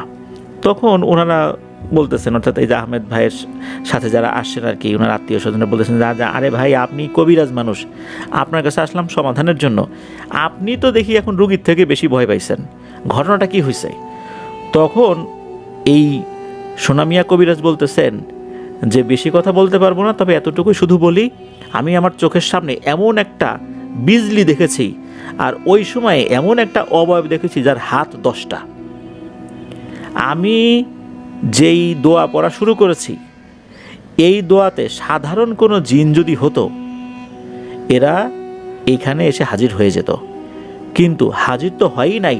দূর থেকে এমন একটা জিনিস আমাকে দেখিয়েছে, ওদের যেই ভয়ঙ্কর অগ্নিমূর্তি, তা দেখেই আমি বুঝতে পেরেছি যে এই কাজে আমার আর 1 সেকেন্ডও সময় দেয়া যাবে না। দিলেই আমি তো শেষ, আমার পরিবারও শেষ। তোমরা দ্রুত একে নিয়ে আমার বাড়ির উঠান থেকে বিদায় হও, অন্য ভালো কোনো কবিরাজকে দেখো, আমাকে ক্ষমা করো। কবিরাজ এমন ভয় পেয়েছেন এটা দেখে আহমেদ ভাই সহ ওনার সাথে যারা এসেছেন তারা খুবই হতাশ হলেন যে যার কাছে আসলাম সমাধানের জন্য উনি এত ভয় পেয়েছেন, না জানি কি ভয়ঙ্কর বিপদ সামনে আসতেছে। তবে দুঃখজনক ব্যাপার হচ্ছে আসলেই 3 দিনের মাথায় আহমেদ ভাই মারা গিয়েছিলেন। ওনার মৃত্যুর সাথে সাথে এই বিষয়টা যে শেষ হয়ে যাবে এমনটা হলেই তো হয়তোবা ভালো হতো, তা কিন্তু হয়নি। এখানে ঘটনার শুরু বলতে হবে। ওনার মৃত্যু হলো, ওনার যখন জানাজা হয় তখন অনেক মানুষ উপস্থিত ছিলেন। মৃত্যুর পূর্বে ওনার সাথে যা যা ঘটেছে সবই তো উনি বলে গিয়েছিলেন। তবে শাকিল ভাই এই বিষয়টা পরে জেনেছেন। এর পরের অংশ থেকে শাকিল ভাইয়ের প্রত্যক্ষ উপস্থিতি রয়েছে। এরপর অর্থাৎ মোটামুটি 1-2 দিন পরের ঘটনা। এই আহমেদ ভাইকে যেখানে কবর দেওয়া হয়েছে এটা পায়ে হাঁটা রাস্তার একটা পাশেই আর কি। ওখান দিয়ে হেঁটে আসছিলেন এই শাকিল ভাই, ওনার স্ত্রী। ওনাদের ওই সময় হেঁটে আসার সময়টা যদি বলি গোধূলির সময়, মানে তখন সন্ধ্যা লাগেনি, আলো আছে চতুর্দিকে যথেষ্ট। হেঁটে আসছেন তো এই শাকিল ভাইয়ের কোলে ওনার সন্তান, ছোট সন্তান, উনি কোলে নিয়ে হেঁটে আসছেন, ওনার স্ত্রী পেছন পেছন আসছে। এদিকে শাকিল ভাই উনি একটু দ্রুতই হাঁটেন আর কি, একটু দ্রুত হাঁটছিলেন। হাঁটতে হাঁটতে উনি যখন বাসার কাছাকাছি এসেছেন তখন পেছন দিকে তাকিয়ে দেখেন ওনার স্ত্রী হন্তদন্ত হয়ে দৌড়ে দৌড়ে আসছে এবং এমন অবস্থা হয়েছে মনে হচ্ছে উনি ভয়ঙ্কর কিছু দেখেছেন। শাকিল ভাই তখন বললেন, কি ব্যাপার, তুমি এইভাবে আসছো কেন? তখন ওর স্ত্রী বলতেছেন যে তুমি তো তাড়াতাড়ি করে হেঁটে আসছো, আমি তো তোমার সাথে এত জোরে হেঁটে পারি না, আমি একটু আস্তে আস্তে হেঁটে আসছিলাম। তোমার সাথে আর আমার সাথে হাঁটার একটা ব্যবধানের কারণে মাঝখানে বেশ একটা গ্যাপ তৈরি হয়ে গিয়েছিল। আমি যখন হেঁটে হেঁটে এই আহমেদ ভাইয়ের কবরটা ক্রস করছিলাম তখন দেখি একটা ভয়ঙ্কর জিনিস। আমি দেখি একটা সাদা কাপড় পরা মহিলা এই আহমেদ ভাইয়ের কবরের উপরে বসে রয়েছে। মাথার দিকটাতে বসে রয়েছে, কিছুটা কবরের উপরেই বসে আছে, পুরোপুরি না। মাথায় ঘোমটা দেয়া, চেহারাটা বুঝতে পারিনি। এটা দেখেই আমি বুঝতে পারছি এটা স্বাভাবিক কোনো বিষয় নয়, কেননা আহমেদ ভাইয়ের মৃত্যুটা স্বাভাবিক ছিল না। আমি তো এটা দেখে ভয় পেয়েছি, তখন খুব দ্রুত আসছি, এই জন্যই আমার এই অবস্থা। এই জিনিসটা শোনার পর শাকিল ভাই বেশ চিন্তিত হয়ে পড়লেন যে এখনো সন্ধ্যা লাগেনি, চারদিকে দিনের আলো আছে, তাতে এই অবস্থা। তাহলে তো ওই জিনিসগুলো নিশ্চয়ই তার মৃত্যুর পরেও এখানে রয়ে গেছে। আল্লাহর কি ইচ্ছা ওই রাতে ঘটলো আর একটা ঘটনা। ওই এলাকারই একজন ব্যক্তি, উনি রাতের বেলা ওই দিক দিয়ে আসছিলেন। উনি যখন ওই দিক দিয়ে আসছিলেন ওই আহমেদ ভাইয়ের কবরের পাশ দিয়ে হঠাৎ করে উনি দেখতে পান যে বিশাল দেহি একটা অবয়ব, এর অনেকগুলো হাত, তার চেহারা বোঝা যাচ্ছে না, মনে হচ্ছে একটা গুমোট অন্ধকারের মতো, তবে এই হাত পা এই শেপগুলো বোঝা যাচ্ছে। এই জিনিসটা এই আহমেদ ভাইয়ের কবরের ওখানে দাঁড়িয়ে আছে। উনি যখন এটা দেখেছেন উনি কিন্তু চিৎকার দেননি, উনি উল্টো দিকে ঘুরে দৌড় দিয়ে চলে আসছেন এবং এমনভাবে দৌড় দিয়েছেন যেন শব্দও কম হয়। উনি এরপরে তো সবাইকে এই বিষয়টা বলেন।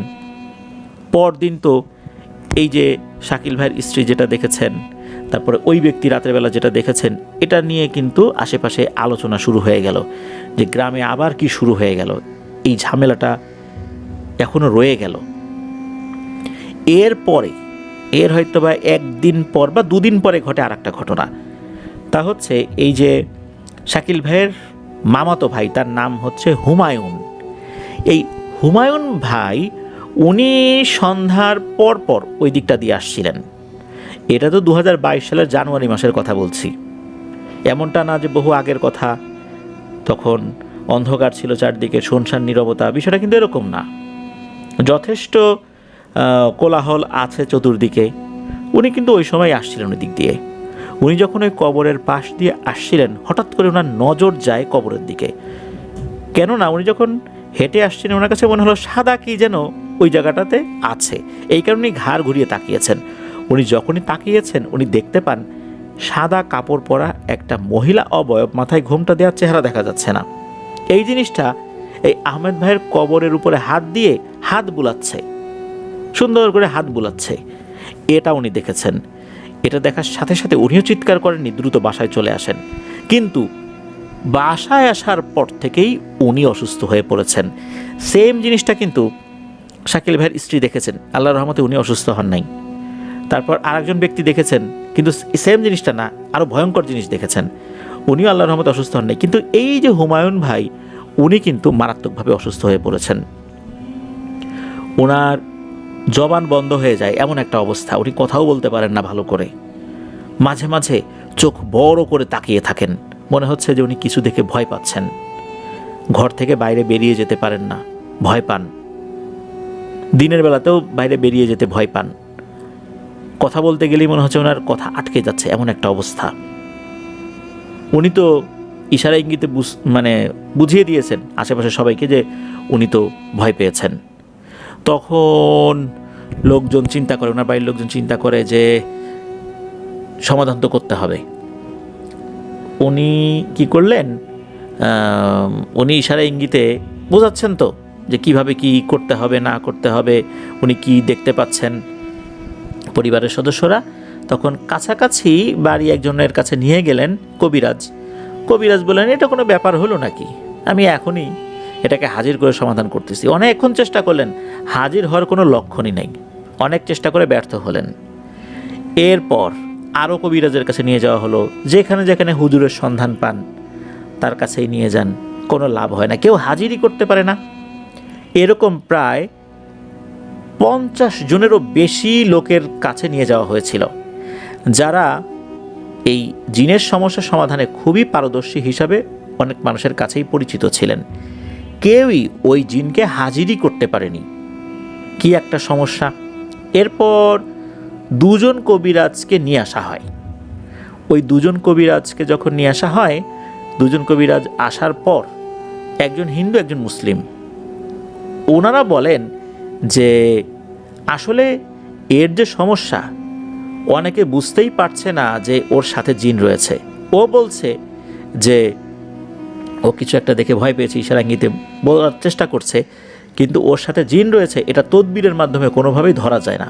যার কারণে যেই পদ্ধতিতে রুকিয়াগুলা করা হয়, এই রুকিয়াতে জিন হাজির হয় না, আমরাও হাজির করতে পারবো না। তবে একটা কাজ করে যাচ্ছি, তা হচ্ছে ও যেন কথা বলতে পারে এই ব্যবস্থা করে যাচ্ছি। আর ওর 18টা ইন্দ্রিয় আছে, এই 18টা ইন্দ্রিয়টা বন্ধ করে যাচ্ছি, যে কোনো একটা ইন্দ্রিয় দিয়ে ওরা প্রবেশ করতে পারে।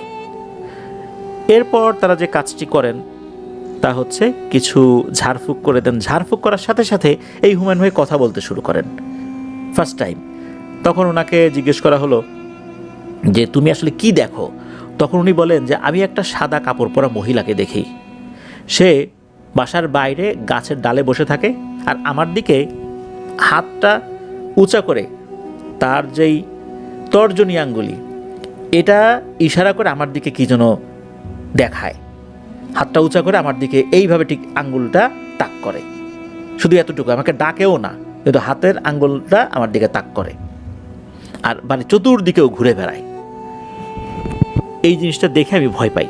তো এই যে এই বিষয়টা যখন উনি বললেন ফার্স্ট টাইমের মতো, তখন তো কবিরাজরা বললেন যে আমরা তো এইটুকু কাজ করে গিয়েছি, আপনারা আরও ভালো কোনো কবিরাজকে দেখান। তখন পরিবার থেকে বলা হলো, ভালো আর কাকে দেখাবো, ভালো তো আসলে দেখানোর শেষ নাই, অনেকেই তো ভালো, এরকমটা শুনে তো বহু লোকের কাছে গেলাম, কেউ তো হাজিরই করতে পারলো না, আপনারা শুধু এতটুকু করেছেন। তো যাই হোক, ওনারা তো চলে গেলেন। এরপরে আরেকজন বয়স্ক কবিরাজের কাছে নিয়ে যাওয়া হয়।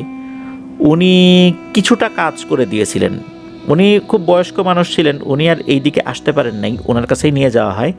তার বাড়িও টাঙ্গাইলেরই কোনো একটা জায়গায়। তো ওনার কাছে যখন নিয়ে যাওয়া হয়, তখন উনি ফার্স্ট টাইম বললেন যে এর পেছনে 3টা জিন পড়ে আছে, একটা হলো গুরু আর অন্য 2 জন হচ্ছে শিষ্য।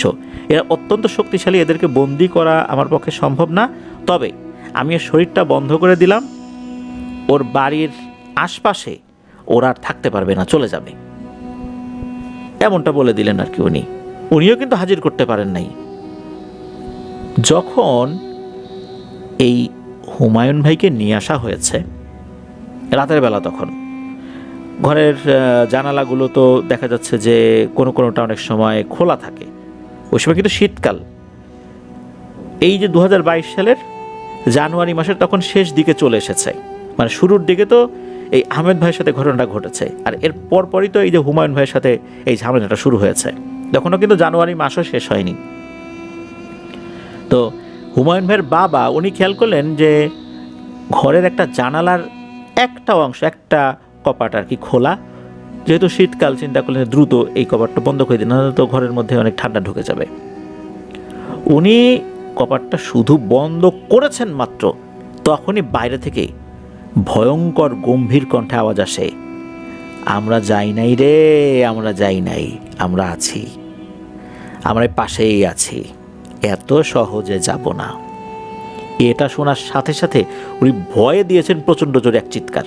ওনার এক চিৎকারে ঘরের অন্য লোকজন চলে আসে এই পাশে, এই কি হয়েছে? তখন উনি বলেন যে কাজ তো হয় নাই, ওরা তো কোনো কিছুই মানতেছে না, এরা তো যায় নাই, এরা আবার চলে আসছে এখানে, ওরা যাবে না। রাতের বেলা এখন ওনাদের তো ওয়াশরুমে যাওয়ারও দরকার হয়, কারণ গ্রামের ওয়াশরুমগুলো তো ঘরের একটু বাইরেই থাকে, কোনোটা আবার দূরেও থাকে। ওনারা টানা 7 দিন রাতের বেলা ওয়াশরুমে যাওয়ার জন্য বাইরে বের হন নাই। ওয়াশরুমে যাওয়ার দরকার থাকলে সন্ধ্যার আগেই ওনারা ফ্রেশ হয়ে চলে আসতেন, রাতের বেলা কেউই ওয়াশরুমে যেতেন না, ফজরের পরে যেতেন। এরকম টানা 7 দিন পার হয়ে গেছে। আর রাত হলেই আশেপাশে কারো হাঁটার শব্দ শোনা যেত। একজন হাঁটছে বিষয়টা এরকম না, মনে হচ্ছে কয়েকজন হাঁটছে। এদিকে এইভাবে তো চলতে পারে না। হুমায়ুন ভাই আস্তে আস্তে অসুস্থ হয়ে পড়ছিলেন, আর মাঝে মাঝে উনি বলতেন যে ওই যে এই গাছের ডালে বসে আছে, হাতটা উঁচু করে কি যেন আমাকে দেখাচ্ছে, ওই উঠানের চারদিকে ঘুরছে, এরকম উনি বলতেন। অন্য কেউই সেটা দেখতে পেত না। এরপর টাঙ্গাইলের একজন পীর সাহেবের সন্ধান পান। তো উনি ওনার দাদার কাছ থেকে খেলাফত পেয়েছিলেন, তার কাছে নিয়ে যাওয়া হয়। তার কাছে নিয়ে যাওয়ার পর এই যে এত কবিরাজ কেউই হাজির করতে পারলো না, উনি কিন্তু কিছুই করেন নাই। উনি বলছেন যে বাবা তুমি সামনে বসো। সামনে বসার সাথে সাথে উনি শুধু মুখে বলেছেন এই হাজির হ। যেই না এটা বলেছেন, সাথে সাথে হুমায়ুন ভাইয়ের শরীরটা ঝাঁকি দিয়ে ওঠে, আর ওনার ভেতর থেকে কথা বলতে শুরু করে। যখনই কথা বলতে শুরু করেছে মাত্র, তখন এই হুজুর জিজ্ঞেস করেছেন যে আচ্ছা তোরা এই ছেলেটাকে কেন বিরক্ত করছিস? তখন একটা অদ্ভুত তথ্য দেয়। অদ্ভুত তথ্যটা এরকম যে উনি নাকি সন্ধ্যার সময় ওই কোক, ফান্টা বা এই টাইপের কোনো জিনিস কিনতে যাচ্ছিলেন, ওই সময় তার সাথে ধাক্কা লেগেছে, এই জন্য ধরেছে। হুজুর মুচকি হেসে দিয়ে ওদেরকেও বুঝিয়ে দিলেন যে তোরা যে মিথ্যা বলছিস এটা আমি ধরতে পারছি। আসলে ওরা কিন্তু সত্যটা বলে নাই, ওরা সত্যটা বলতে চাচ্ছিল না। হুজুরও বেশি কথা জিজ্ঞেস করলেন না। উনি তখন খপ করে এই হুমায়ুন ভাইয়ের এক হাত ধরেছেন। হাত ধরার সাথে সাথে ওনার যে কনিষ্ঠ আঙ্গুলি, এই আঙ্গুলিটা চেপে ধরেছেন। চেপে ধরা মাত্রই উনি আর একজন স্টুডেন্টকে বলেছেন বা ওনার কোনো এক শিষ্যকে বলেছেন যে এখনই একটা কাচের বোতল নিয়ে আসো তো। সাথে সাথে একটা কাচের বোতল নিয়ে আসা হয়। তখন উনি জাস্ট ওই আঙ্গুলটা ওই কাচের বোতলের মুখের কাছে ধরেছেন। এরপর উনি কিছু একটা পড়লেন, এরপর আঙ্গুলটা ছেড়ে দিলেন, এরপর কাচের বোতলের মুখটা বন্ধ করে দিলেন। তখন ওনার আশেপাশে যারা থাকেন, ওনার সহযোগী, এদেরকে বললেন যে দ্রুত কিছু সিমেন্ট আর বালি নিয়ে এসো। সিমেন্ট বালি আগে থেকে আসলে রেডি ছিল, কারণ এই ধরনের কাজ উনি করতেন। এই সিমেন্ট বালি দিয়ে একটা কিউব আকৃতির শেপ তৈরি করলেন। এইটার মাঝ বরাবর এই বোতলটা ঢুকিয়ে দিয়েছেন এবং উপরেও সিমেন্টের প্রলেপ দিয়ে দিয়েছেন, সিমেন্ট বালির প্রলেপ। এটা দেখলে বোঝার উপায় নাই যে এই জিনিসটার ভেতরে একটা কাচের বোতল আছে। তো ওইটাকে উনি এইভাবে ঢালাই করে দিলেন। এইটা এখন আর খোলারও সুযোগ নাই, মানে এমনভাবে সিল করে দিয়েছেন, এটা মানে কোনোভাবেই এটা ভাঙানো মানে ভেঙে যে যাবে এই সুযোগটাও নাই। এরপর উনি বলেন আলহামদুলিল্লাহ, আপনাদের আর চিন্তা নাই, কাজ হয়ে গেছে। এই তিনটাকে বন্দি করে ফেলেছি। এদিকে হুমায়ুন ভাই সহ ওনার পরিবারও অবাক হয়ে গেলেন যে এত হুজুর দেখালাম, কেউই হাজির করতে পারলো না। আর উনি শুধু বলেছেন এই হাজির হ, সাথে সাথে ওনার শরীরে হাজির হতে বাধ্য হয়েছে। অথচ এরা কারো ডাকে সাড়া দেয়নি, কোনো রুকিয়া এদের উপরে কাজ করেনি সেভাবে। অদ্ভুত ব্যাপার। এখানে কিন্তু আরও একটা রহস্যময় ব্যাপার রয়েই গেল, তা হচ্ছে হুমায়ুন ভাই ওনাকে কেন অ্যাটাক করেছে। এটা তারা একটা নিজেদের মতো করে বলার চেষ্টা করেছে, হুজুর যদিও বা সেটা বিশ্বাস করেন নাই। কিন্তু আহমেদ ভাইকে কেন এরা অ্যাটাক করেছিল, কেন তাকে 3 দিনের মধ্যে মেরে ফেলল, তার অপরাধ কী ছিল, এই বিষয়টা রহস্যই রয়ে যায়। হুজুর এই বিষয়গুলো খুব বেশি ভেঙে বলেননি, উনি সেটা বলতে চানও নাই হয়তোবা। আহমেদ ভাই উনি কিন্তু ওনার শিশু সন্তানকে রেখেই পৃথিবীর মায়া ত্যাগ করে চলে গেছেন। হুমায়ুন ভাই উনি আল্লাহর অশেষ রহমতে উনি বেঁচে ফিরেছেন, এখন উনি ভালো আছেন আলহামদুলিল্লাহ। 2023 সালের নভেম্বর মাসে এই যে শাকিল ভাই যিনি ঘটনা পাঠিয়েছেন উনি মালয়েশিয়াতে চলে আসেন।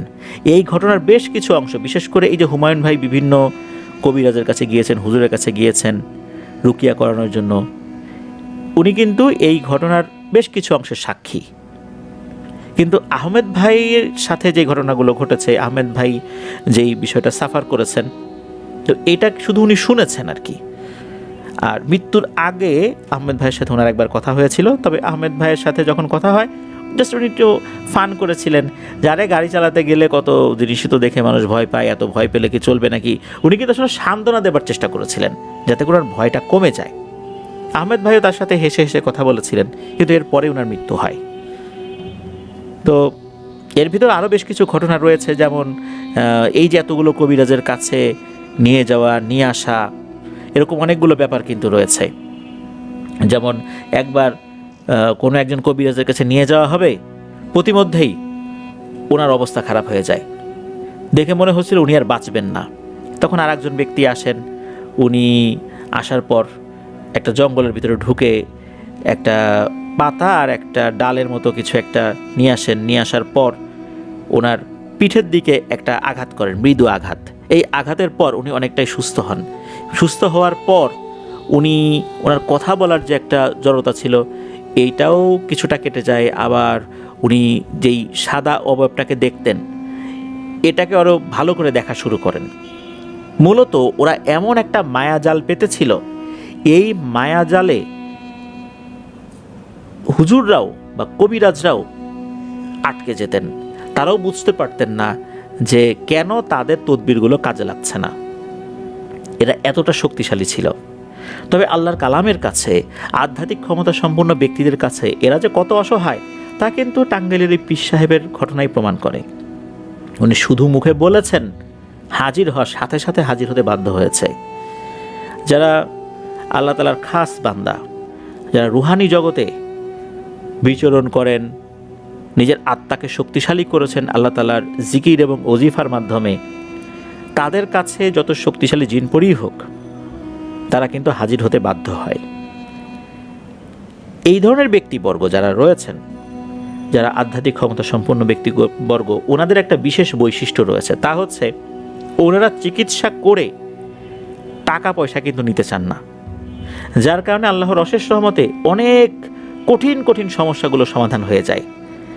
কিন্তু আমরা যখন দেখতে পাই যে আমাদের বর্তমানে অনেক ভাই বোনেরা বিভিন্ন ধরনের সমস্যায় আক্রান্ত হয়ে আছেন, অনেক হুজুরের কাছে যাচ্ছেন, অনেক রাকিদের কাছে যাচ্ছেন, কোনো কাজ হচ্ছে না, টাকার উপর টাকা চলে